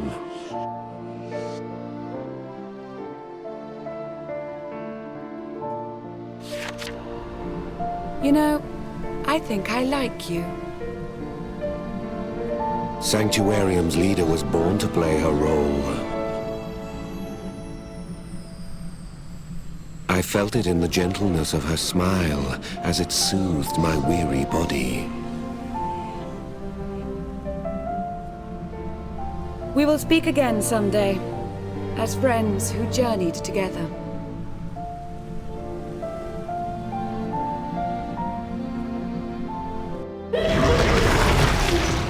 The journal's author was an Avalon sorcerer. That was the one constant. The journal demonstrates this fact. But don't forget, I am a book. I could change the sorcerer's affiliation. If you want, I could change Avalon to some other organization. Perhaps you ought to ask yourself, what do you really believe?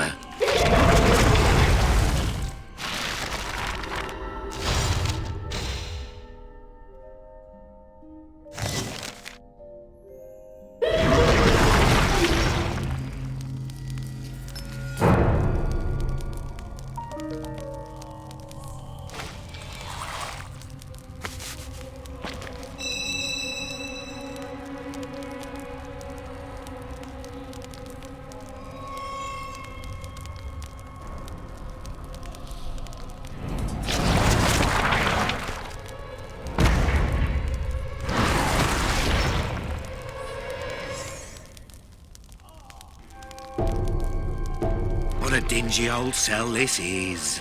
Doesn't anybody ever clean up here?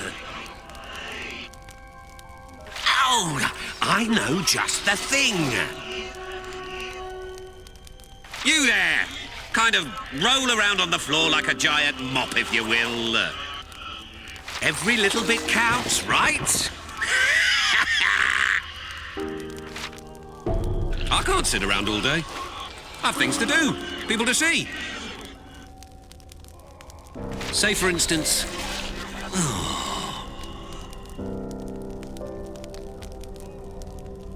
Nothing comes to mind.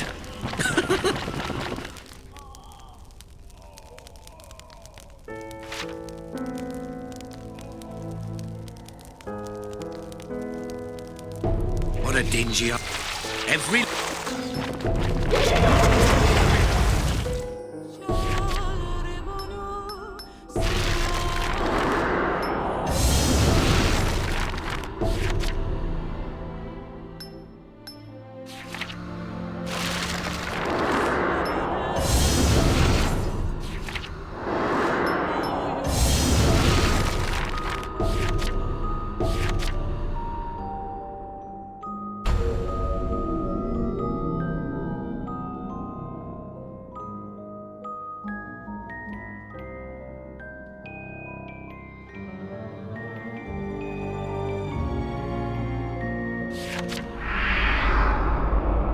Should you see a crimson-cowled girl bearing an apple, do not run. It wouldn't help. You are already caught in her snare. So goes the tale of the sorcerer known as Red Hood.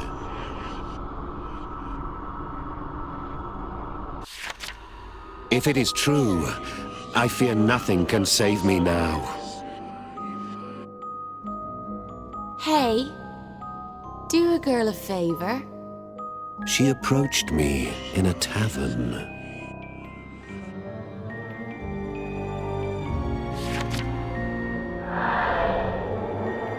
By nature, sorcerers favor shadows and avoid drawing undue attention. Flaming crimson garb like hers is a sight rarely seen. You're not allowed to refuse. You know who I am, yes? True to the legends, she was a specialist in illusion. She assured me I was already a prisoner to her handiwork. Then you know what to expect if you don't stay on my good side. And so I was half threatened, half dragged away from a perfectly good pint.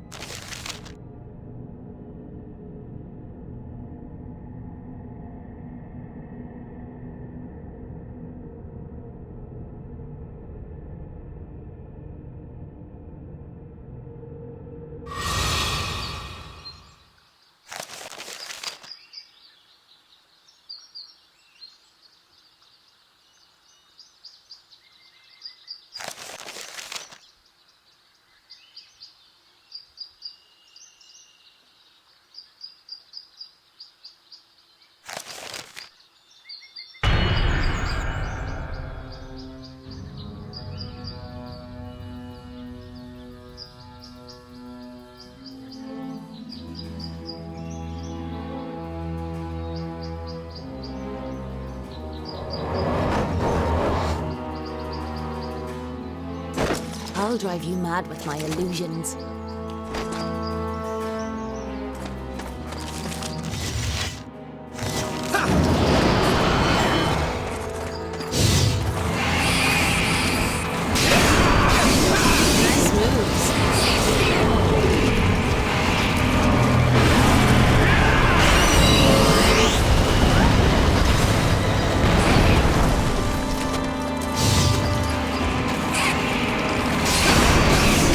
Moves.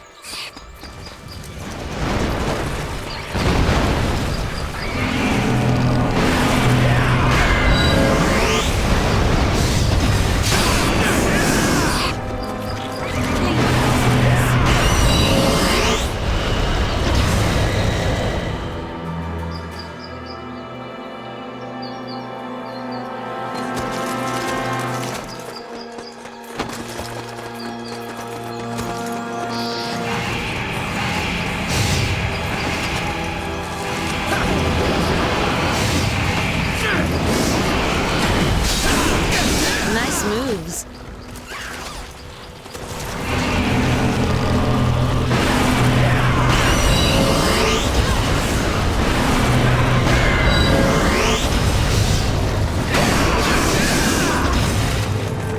Clean up this mess.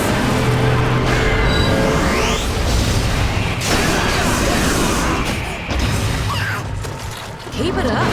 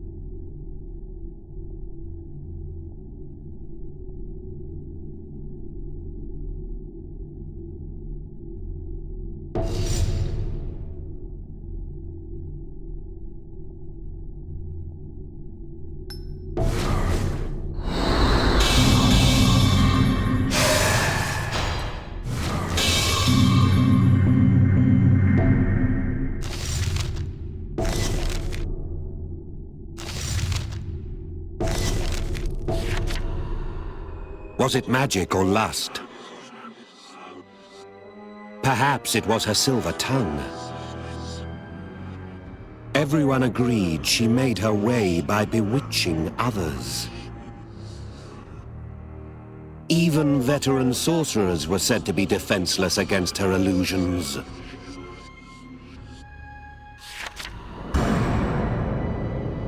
More than anything, it was the fact that she became a monster that sealed her poor reputation. They say she drained victims' lives to fuel her own, thereby ensuring she'd live forever. A chilling story. Except the girl standing before me now seemed anything but a monster. For her to be as old as the legends and look as young as she does is monstrous enough. Drop those silly ideas now. You're my dog, like it or not. She lazily rolled an apple about in her hand as she spoke. It was clear she was onto something, chasing a tip. Helping her in this search was the only way to break free of her illusory chains.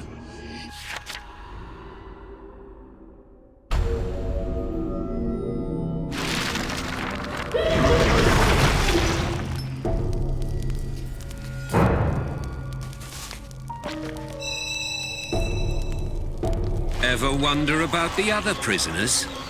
Don't worry. How could they have it any better? They haven't got me to keep them company. I feel hungry. No. You know, I think I'm full. I'm not even sure. I can't digest food anyway.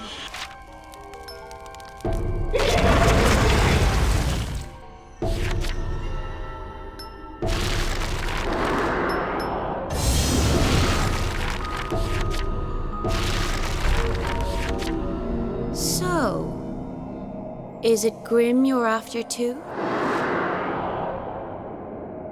The Order of Grimm. The mysterious cult was still new, but growing at a wildfire's pace.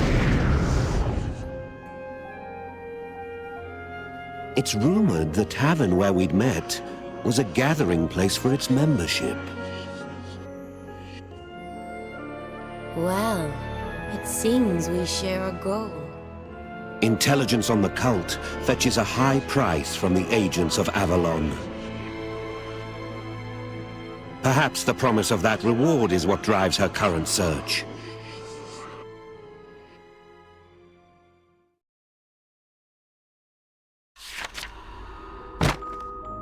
Here follows Grimm's tale. Once there lived a prophet, Grimm. Those who took his word for truth banded together, and a society was born. Red leaned in, eager for any word of Grimm I'd heard. The next moment, her expression changed.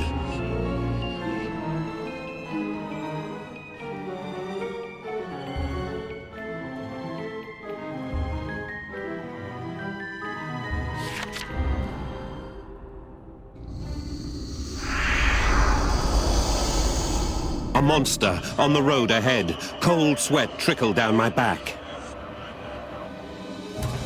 My body sensed its strength. Immediately, Red sprang into action.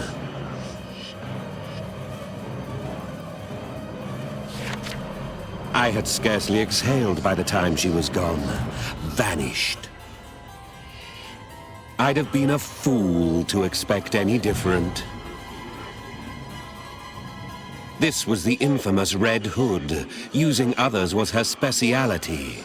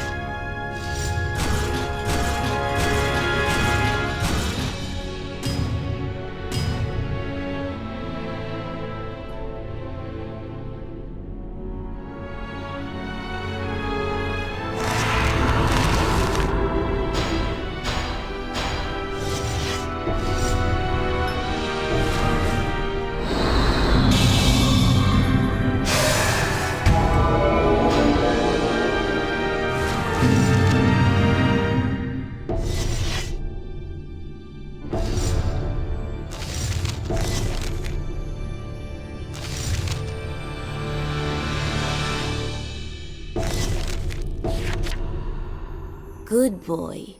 Now heal. We've a long way to go yet. She reappeared the moment danger had passed, nibbling at her apple without a hint of guilt. Fancy sharing information? We both stand to benefit. I told her all I'd learned.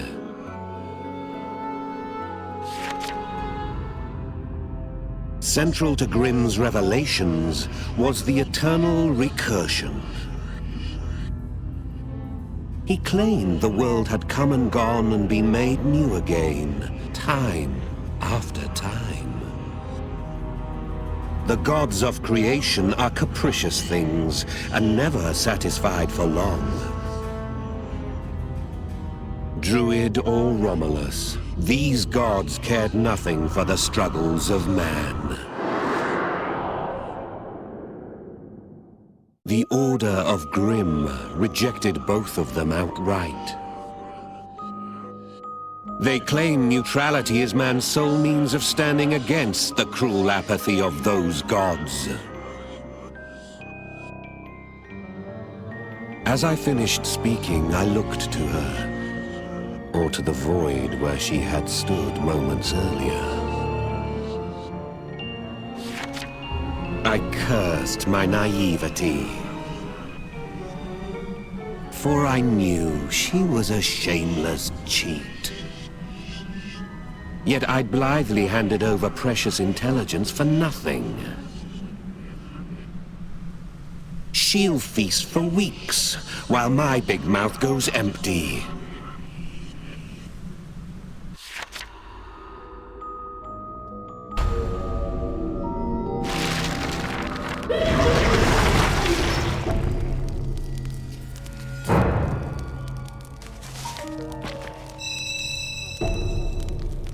You know, I get tired staying propped up like this. It'd be like a human, standing up all day.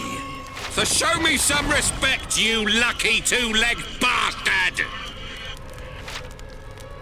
Believe it or not, I like to stay well-groomed. So, if you notice any dust, give me a nice little wipe, will you? Go on.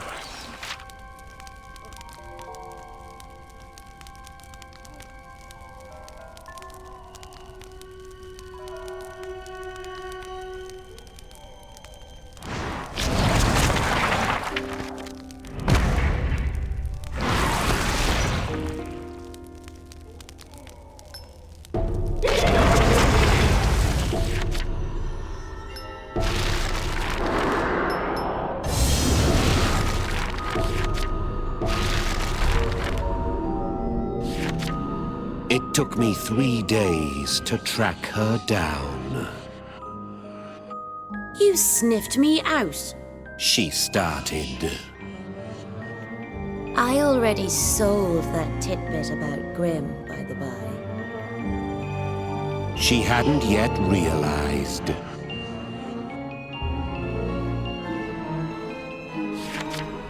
I imagine she's unaccustomed to being played after all. Intelligence on Grimm was only ever a secondary concern of mine. Wait a minute. It was me you were after? It was. I had gone to that tavern hunting for the infamous Red Hood. I needed a way to break this illusion. Not any spell Red Hood had placed me under.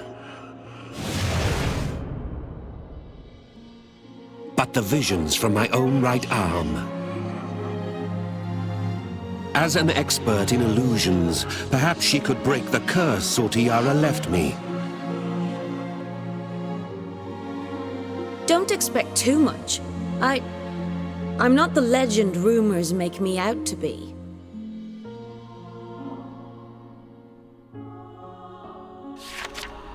A roar echoed out from somewhere. I could feel the beast was close. And soon enough, Red was gone. Her parting words hung in the air. Don my cap approach any fools saying, "You're under my spell," and watch them jump a mile. Legendary illusions, more the illusions of legends in truth. Didn't you jump though?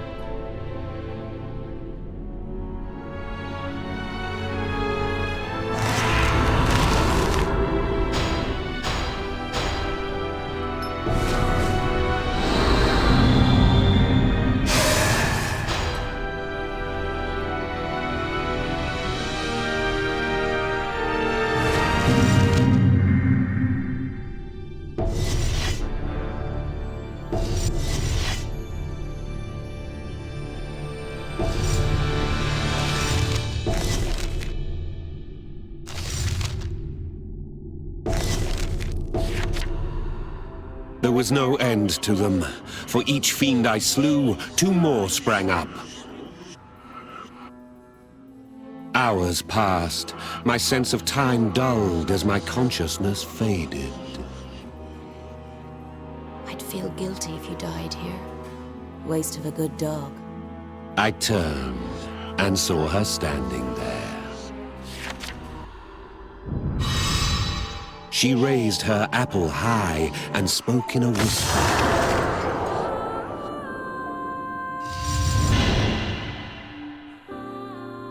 The monsters fell in a chorus of thuds, curiously now sound asleep.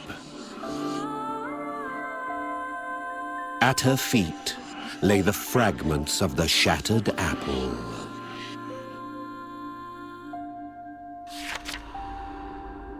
A common sorcerer, average at best. Her words, not mine. Only when using an apple shade as the sacrifice was she able to craft a grand illusion.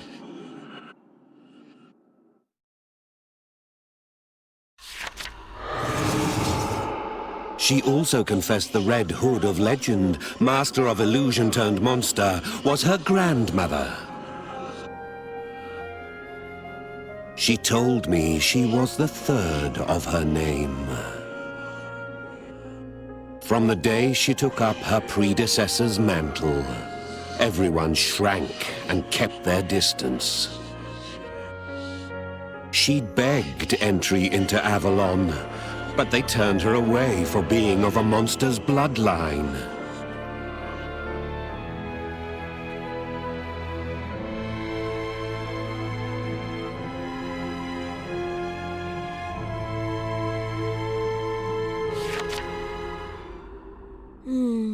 You're quite odd, you know.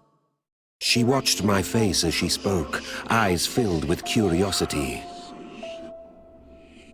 I was the first, it seemed, to try and deal with the legendary Red Hood. Those visions there, from your right arm, they're far beyond me, but not Gran.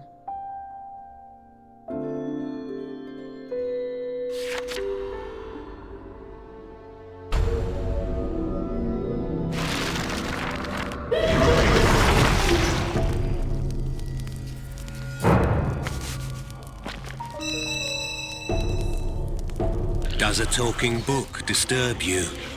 Well, if you think I'm eerie, wait until you read my stories. I'm an angel in comparison. Stop staring at me like that. What? You need to read me? Well, fine. But even books get self-conscious.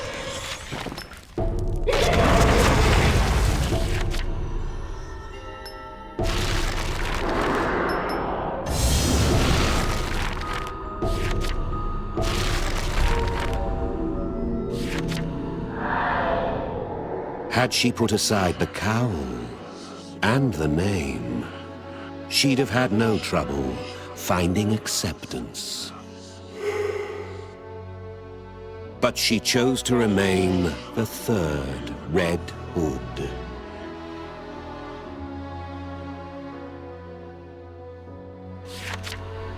Why should she be the one to bend? Who were they to judge her on name and clothes alone? She'd refused to buckle to the prejudiced stares of strangers. Semelia, that's my real name. If true, this is the first time she's spoken about herself. The first time she's given her name. To the masses, Red Hood was name enough.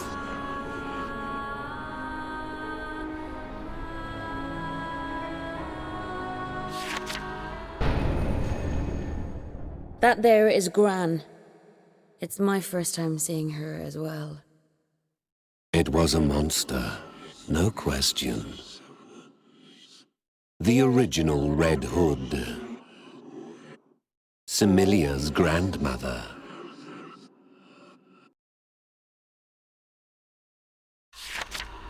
We had planned well in advance. First, we had to save old Gran. I would ask if she had the knowledge I sought, and then her fate would be left to Semelia. So, starting to feel less of a pet and more of a partner? Spot? She'd been condemned to a life of abuse, and these were her words.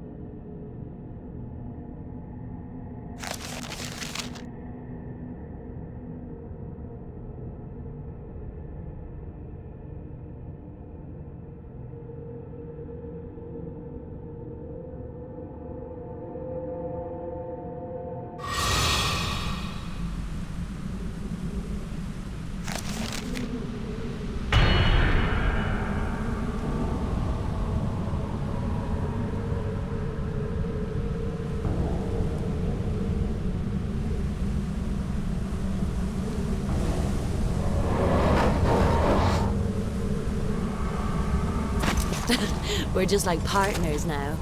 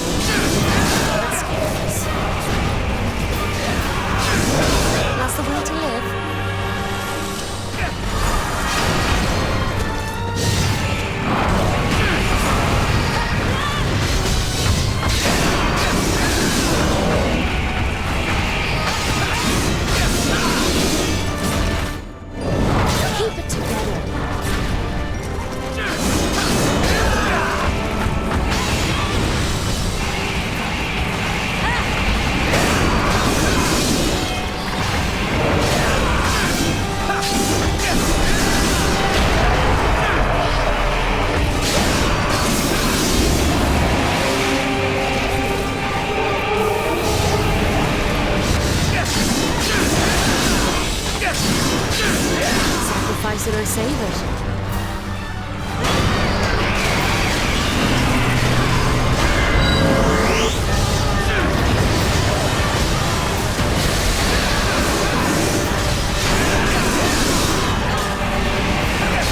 Sacrifice it or save it.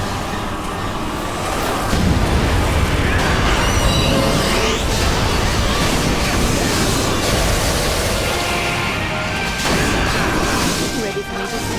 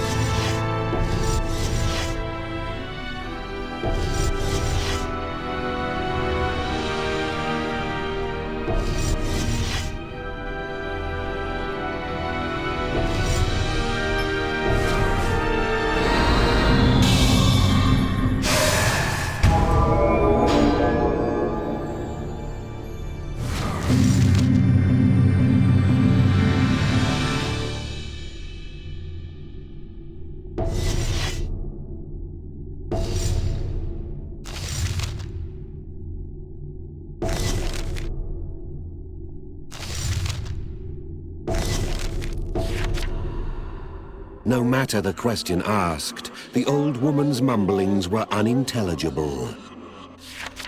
Such is the price of immortality, any shred of normality gone. I would get no information from her. The rest was in Semelia's hands. That was the deal.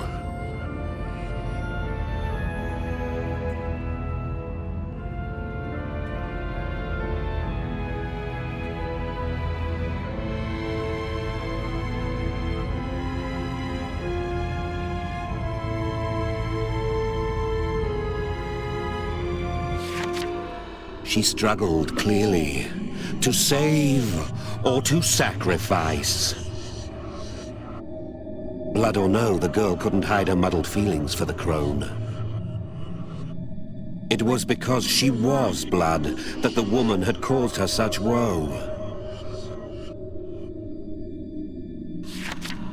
I couldn't help but speak up.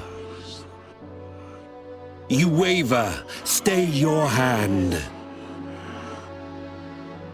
Semelia hadn't even been allowed to take Avalon's ordeal.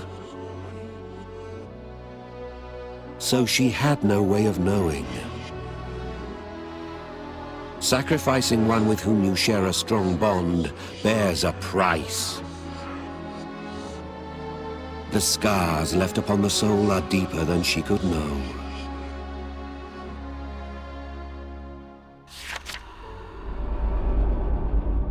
You don't know what I... She drew a deep breath, then exhaled. Her wry smile returned. But no matter. You're right. Thank you. An awkward line from her spoken through a hesitant smile. It was a glimpse of Semelia the girl, not Red Hood the legend. Well, well. No one's ever told the terrible Red Hood what to do before.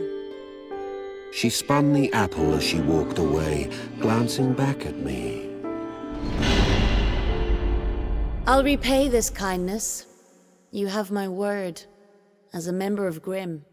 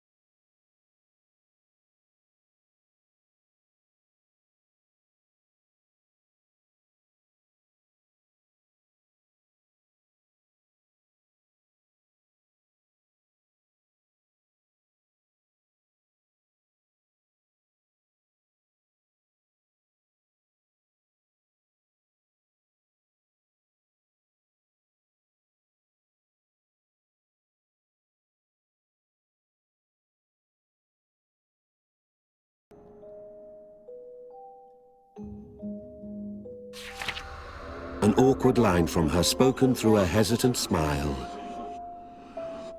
It was a glimpse of Semelia the girl, not Red Hood the legend. Well, well. No one's ever told the terrible Red Hood what to do before. She spun the apple as she walked away, glancing back at me. I'll repay this kindness. You have my word, as a member of Grimm.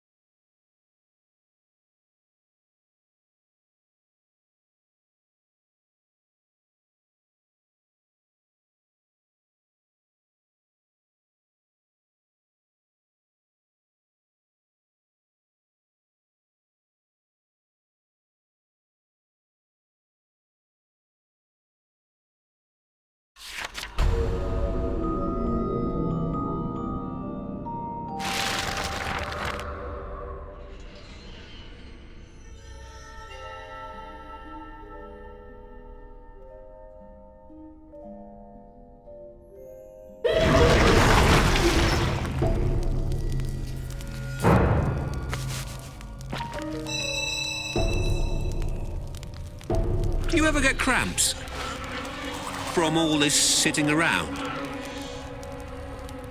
That's all books do, sit around and collect dust.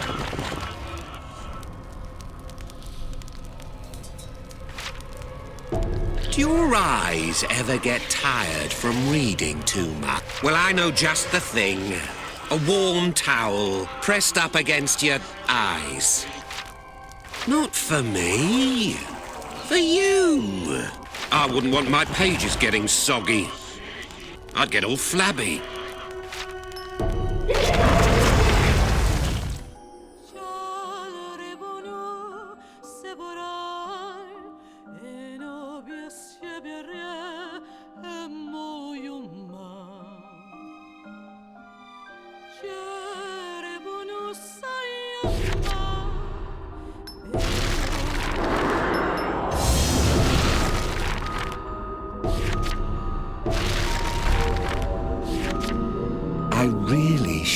have known. For I knew the tavern where we met was a favored haunt for their numbers. Consider this my thanks. A plume of white smoke rose from behind her. It engulfed the area in an instant. My mind felt bathed in white. I collapsed into the sensation. A strange voice echoed from nowhere in particular. For a suitable price, your wish will be granted. A white vessel.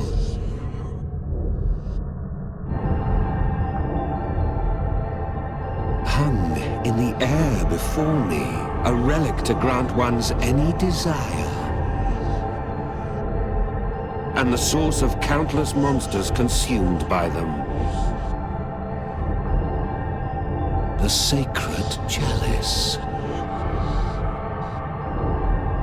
The woman in your arm, is she to be your wish? It spoke as if it knew all my heart's desires. An image flashed before my eyes. Her face, as I'd last seen it. If you would see her again, make your sacrifice. Offer up the Red Girl and...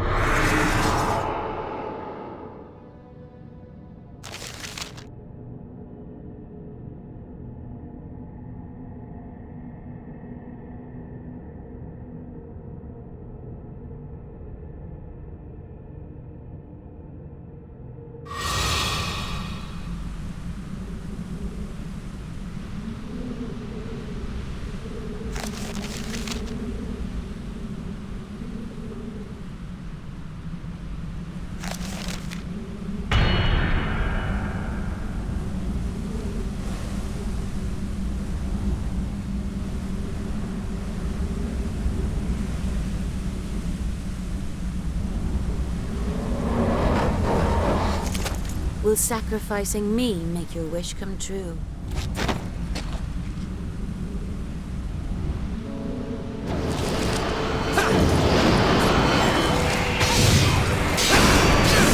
I thought I'd finally made a friend.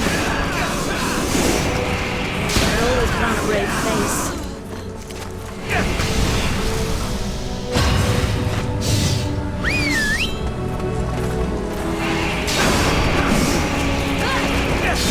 They hated me just for my name and how I dressed in red.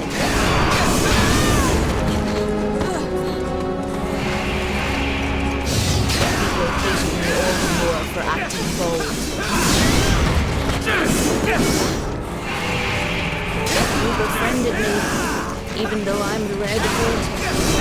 Is this what happens when you make friends? It's horrible to fight someone important.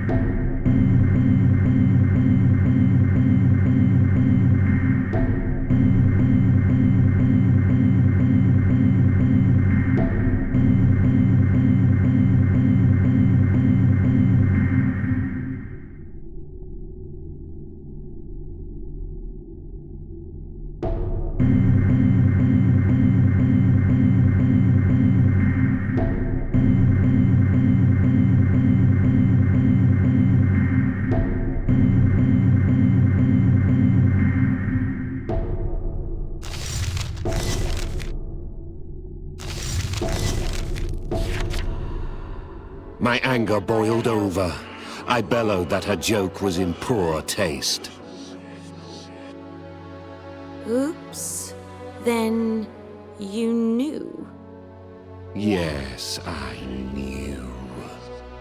The fractured apple at her feet betrayed her illusion. An apple shade, to be exact.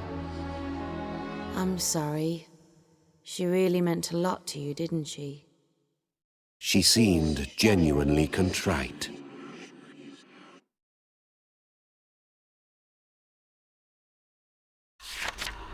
Please don't be cross. I had to test you. Grimm asks one thing of the new. The fortitude to rely on no god. You passed. You resisted the illusion. You're perfect for Grimm. I suppose I should have been flattered, but I declined. I have no interest in Grimm's words, nor any prophecy of eternal recursion.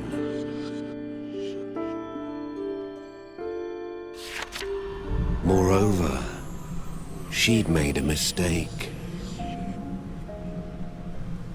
Had it been the true chalice, I'm not sure I could have denied it. The promise of seeing her again may prove too tempting. Is a dead woman really so dear to you still? I raised my right arm in response. She isn't dead. Not to me. She speaks to me still, from within my arm. And I let her words guide me, spurring me onward. My burden, my karma. The third Red Hood wore a pout on her lips.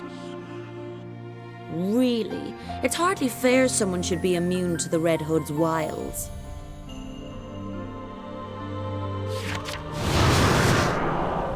Her cowl traced a bright red arc as she turned to leave. I suppose that means I need practice. Next time, though, just you wait. She swore to avenge her pride one day, a broad grin on her face.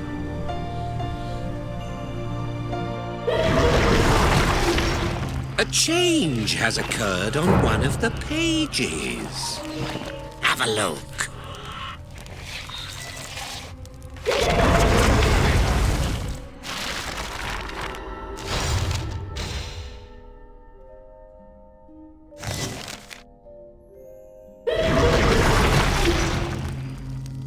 You can now relive a pact. Rewrite your affiliation to experience quests as a member of another group. But remember, the author of this journal will always be a sorcerer of Avalon. You can change the sorcerer's affiliation, but it won't change the sorcerer's life. These tumultuous tales can't be rewritten completely. So, keep that in mind.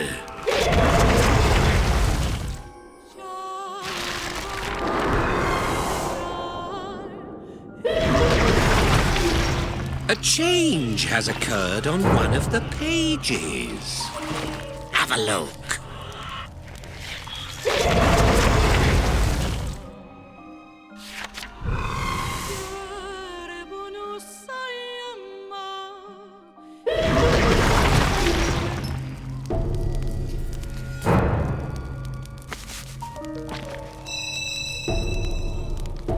This place is a dump. Why aren't I ever displayed on a shelf like a normal book? Books shouldn't be lying around on unswept floors. If you grow weary of this prison life, close your eyes and imagine a nice, warm place. Can you see it? Now welcome back to hell!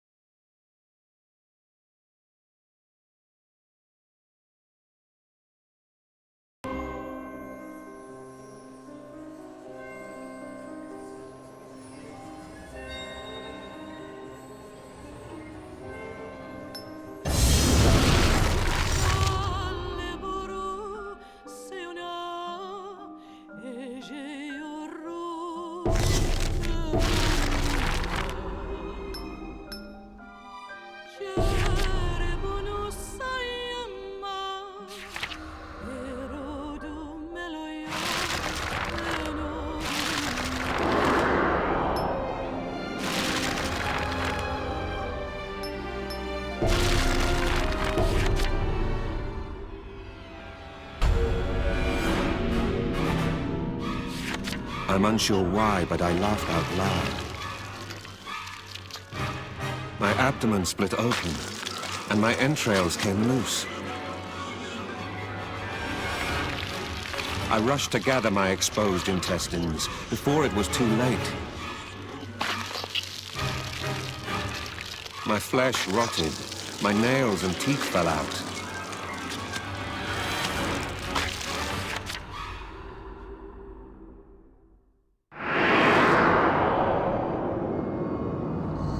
What maniacal design was this?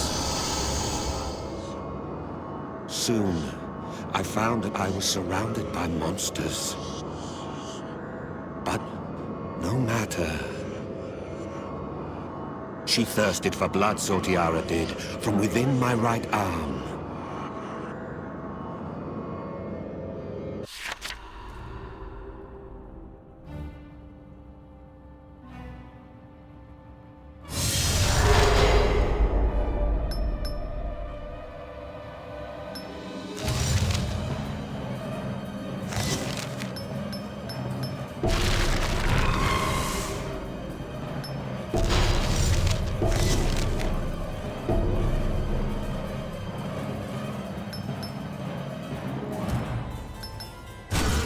I sense we are in harmony.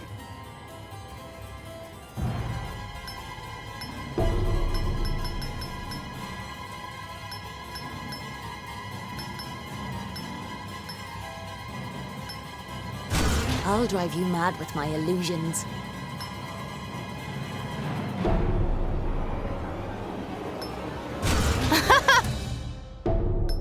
I will do all I can to avoid... If it's going to be a bloodbath, leave me out.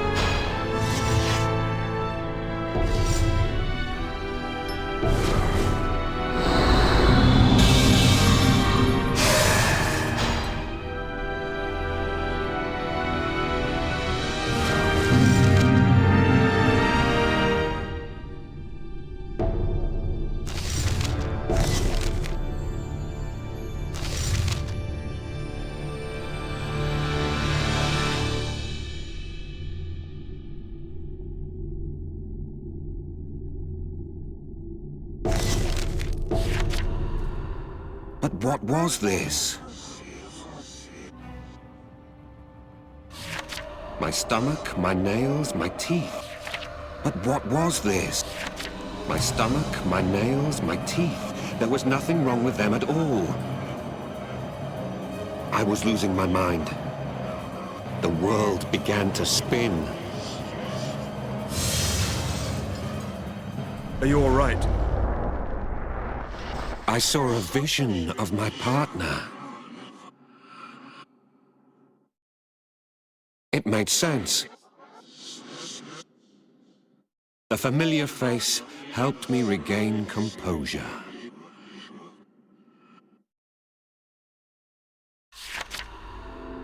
I knew it.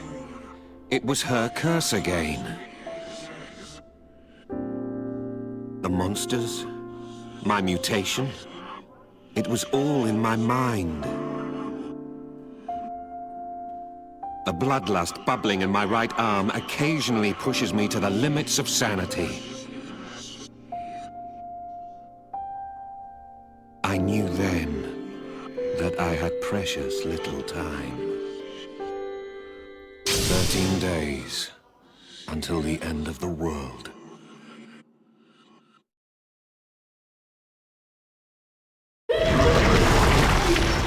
This entry was made years after the ordeal.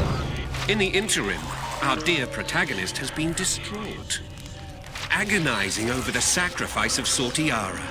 And now this foreboding talk about the end of the world.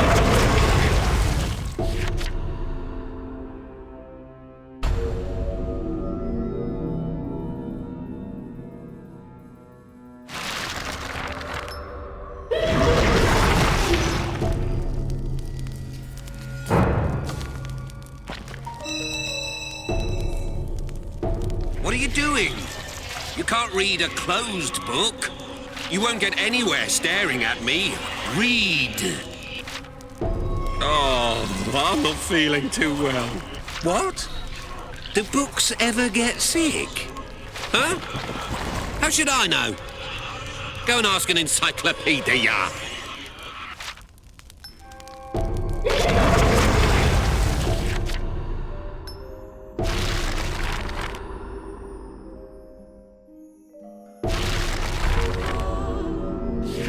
The old man can no longer speak. He has a gift, but for it he pays a great price. He ages at an inhumanly quick pace.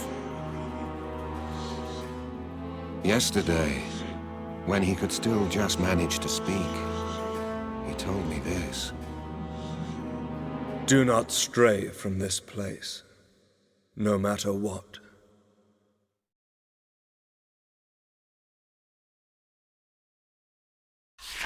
I followed his instructions, and ferocious monsters appeared here. Yes, I see. It was not for our safety. It was for the hunt.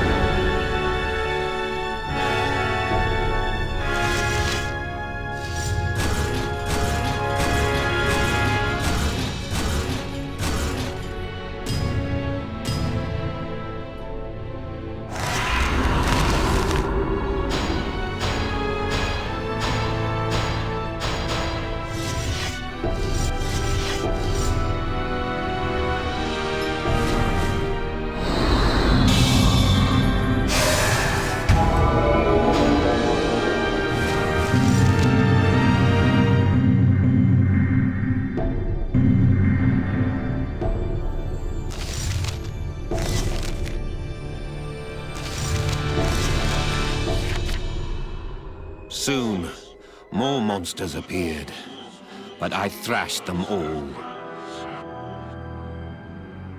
My wizened partner wobbled over to the monster's corpse. His face came alive. He grew younger. The old man extends his own life by sacrificing monsters.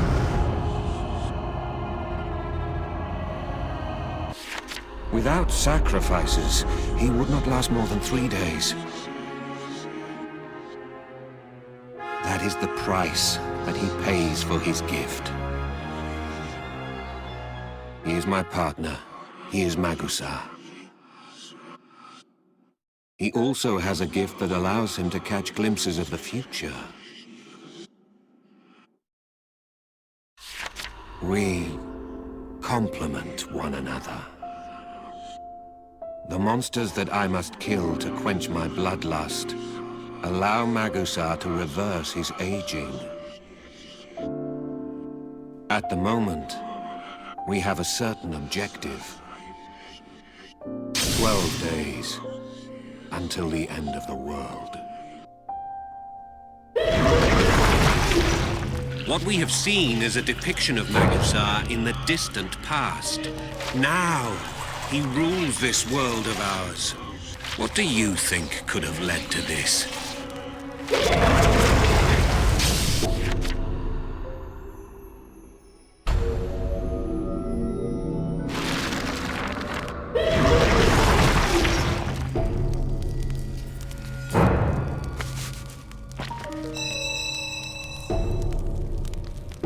This is an awfully dirty place, even for a blooming prison. You ever imagine what it's like for me?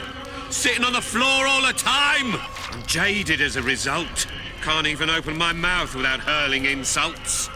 What's that scumbag thinking? I need a bookshelf of my very own! Magusa consumes sacrifices like food. They must provide plenty of nutrition, because sacrifices keep him immortal. This is an awfully... You ever... What?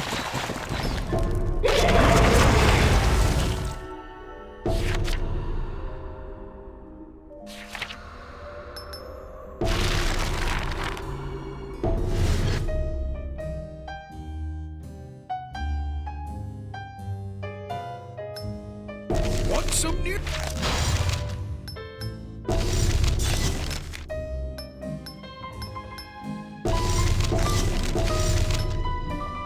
All right, here...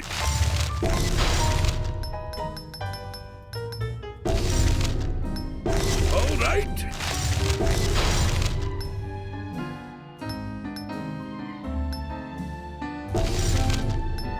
All right.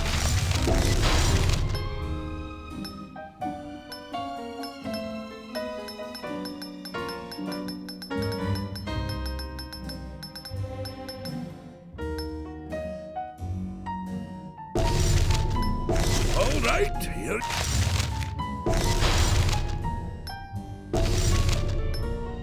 All right.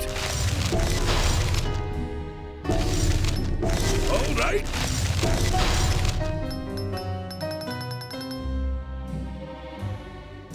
Come again.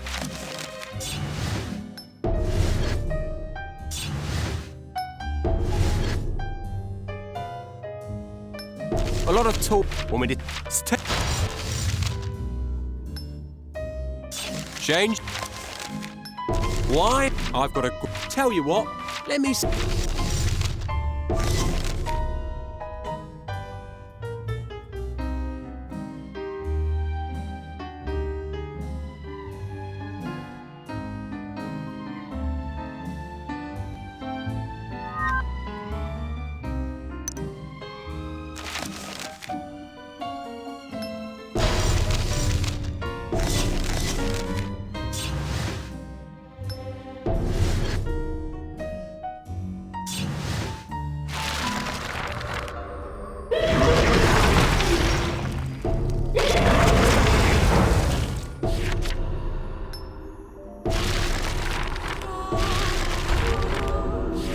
It has been several years since I met Magusa. We were both tormented by accursed bodies. And since then, we have traveled far and wide together, with our sights on a common goal. Those who do not know Magusar feel that he is unpredictable. We were well on our way, but then Magusar spoke. My son awaits me. I must go home. And so it was that our course was changed. But soon the whispers began. She spoke to me through my right arm. Macabre thoughts threatened to overcome me. I had to feed my bloodthirsty arm.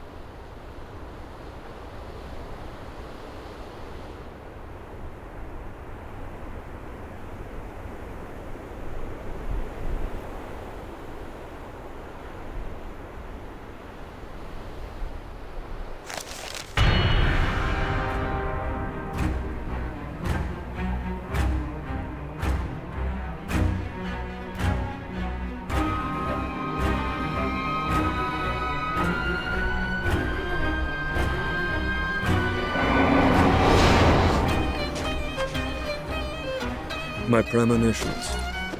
I have them that I may change the future.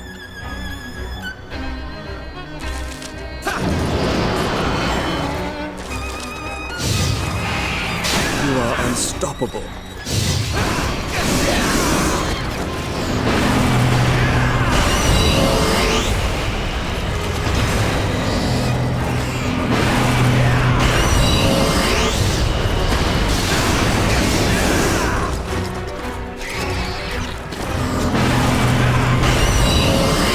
I would expect nothing less.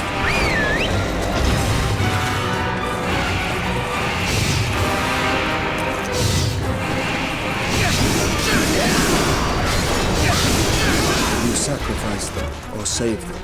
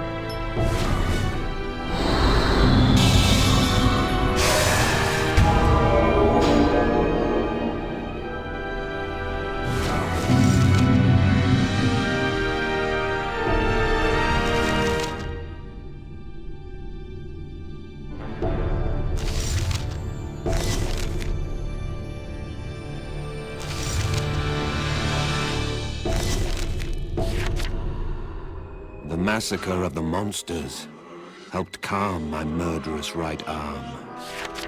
And with each passing day, the bloodlust becomes harder to satiate. I am not far from becoming a monster myself.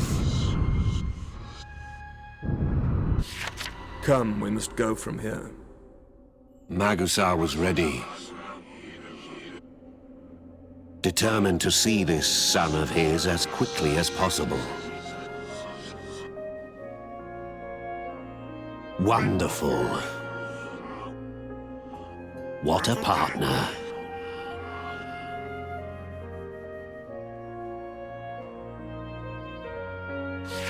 Now, as for Magusar's son, I'm afraid that they will never have their reunion.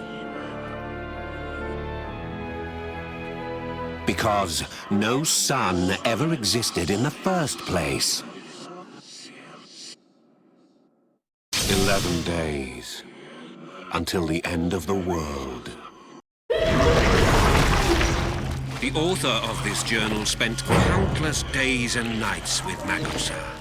Magusar had become a dear friend. So, read on.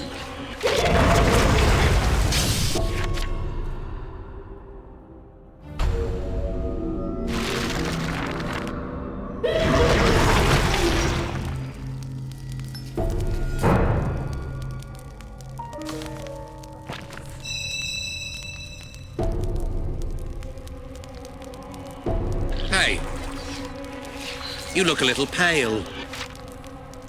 What? I don't look too good myself?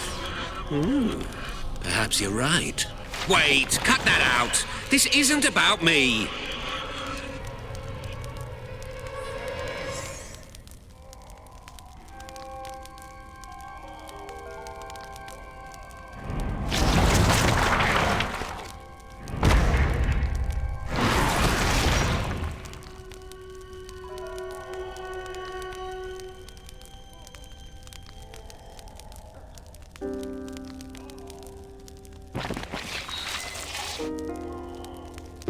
When you're reading me, don't stick your nose in too close. Your breathing's all tickly. It drives me mad.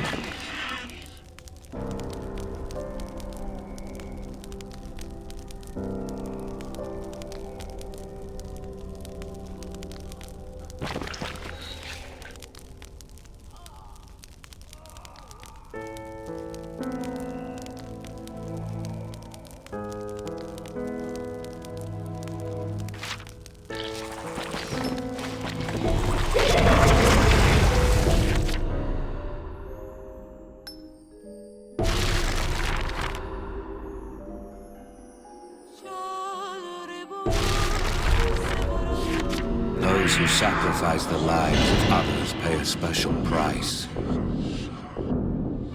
The soul of the victim flows through one's right arm, along with their memories, their emotions. On rare occasions, the memories of the victim entangle with one's own. Magusa has no son by blood. It was likely a memory inherited from a monster. It happened 2 days ago. We claimed a victim, and its memory must have seeped into Magusa. Foreign as it may be, this memory had driven Magusa to seek a son who is not his own.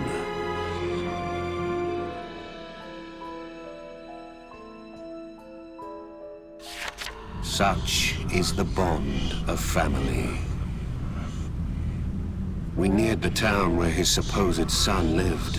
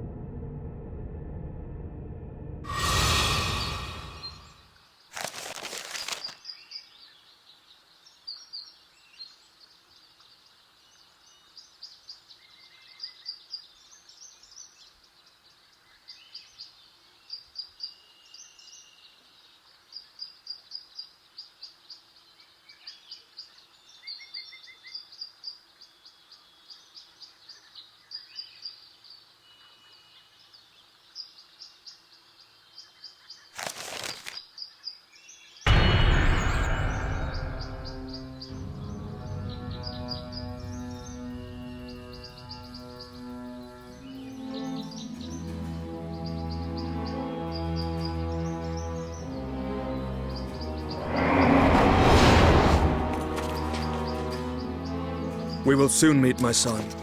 We must hurry.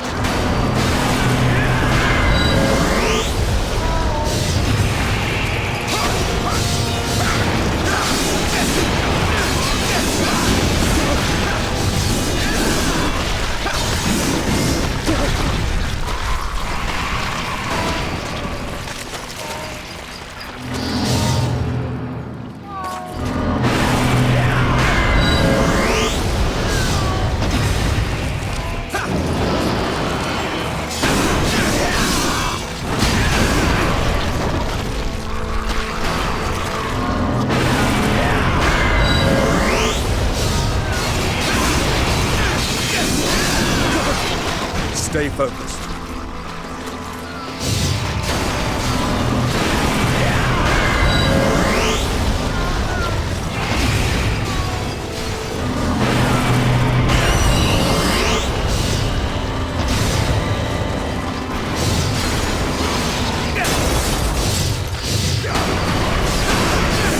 I would expect nothing less from you.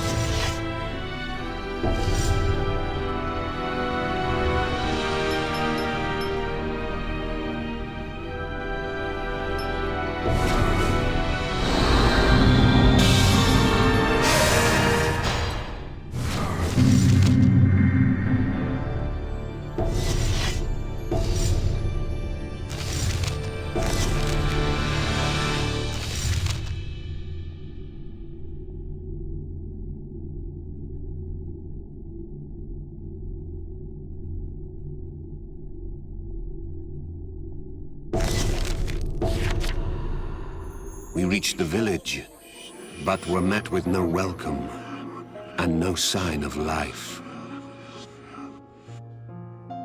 The damage to the structures suggested the work of monsters. On one corner, Magusa stopped in his tracks. At his feet lay a small toy. It must have belonged to a child. Heaven help that child now.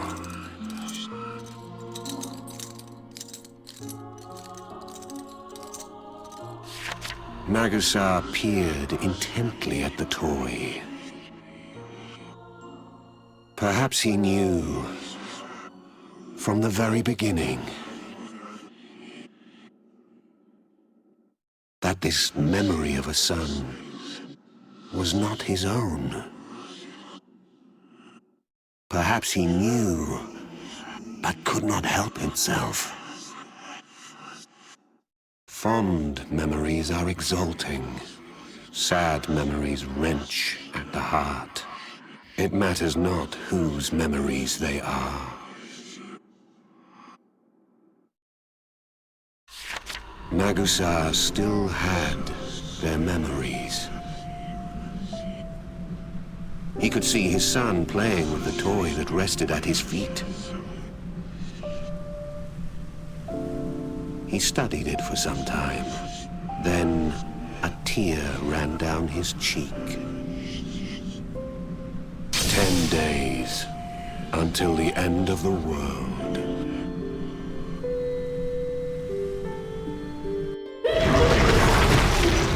Your memories, meshed with those of another, could mean you begin to lose sight of who you are.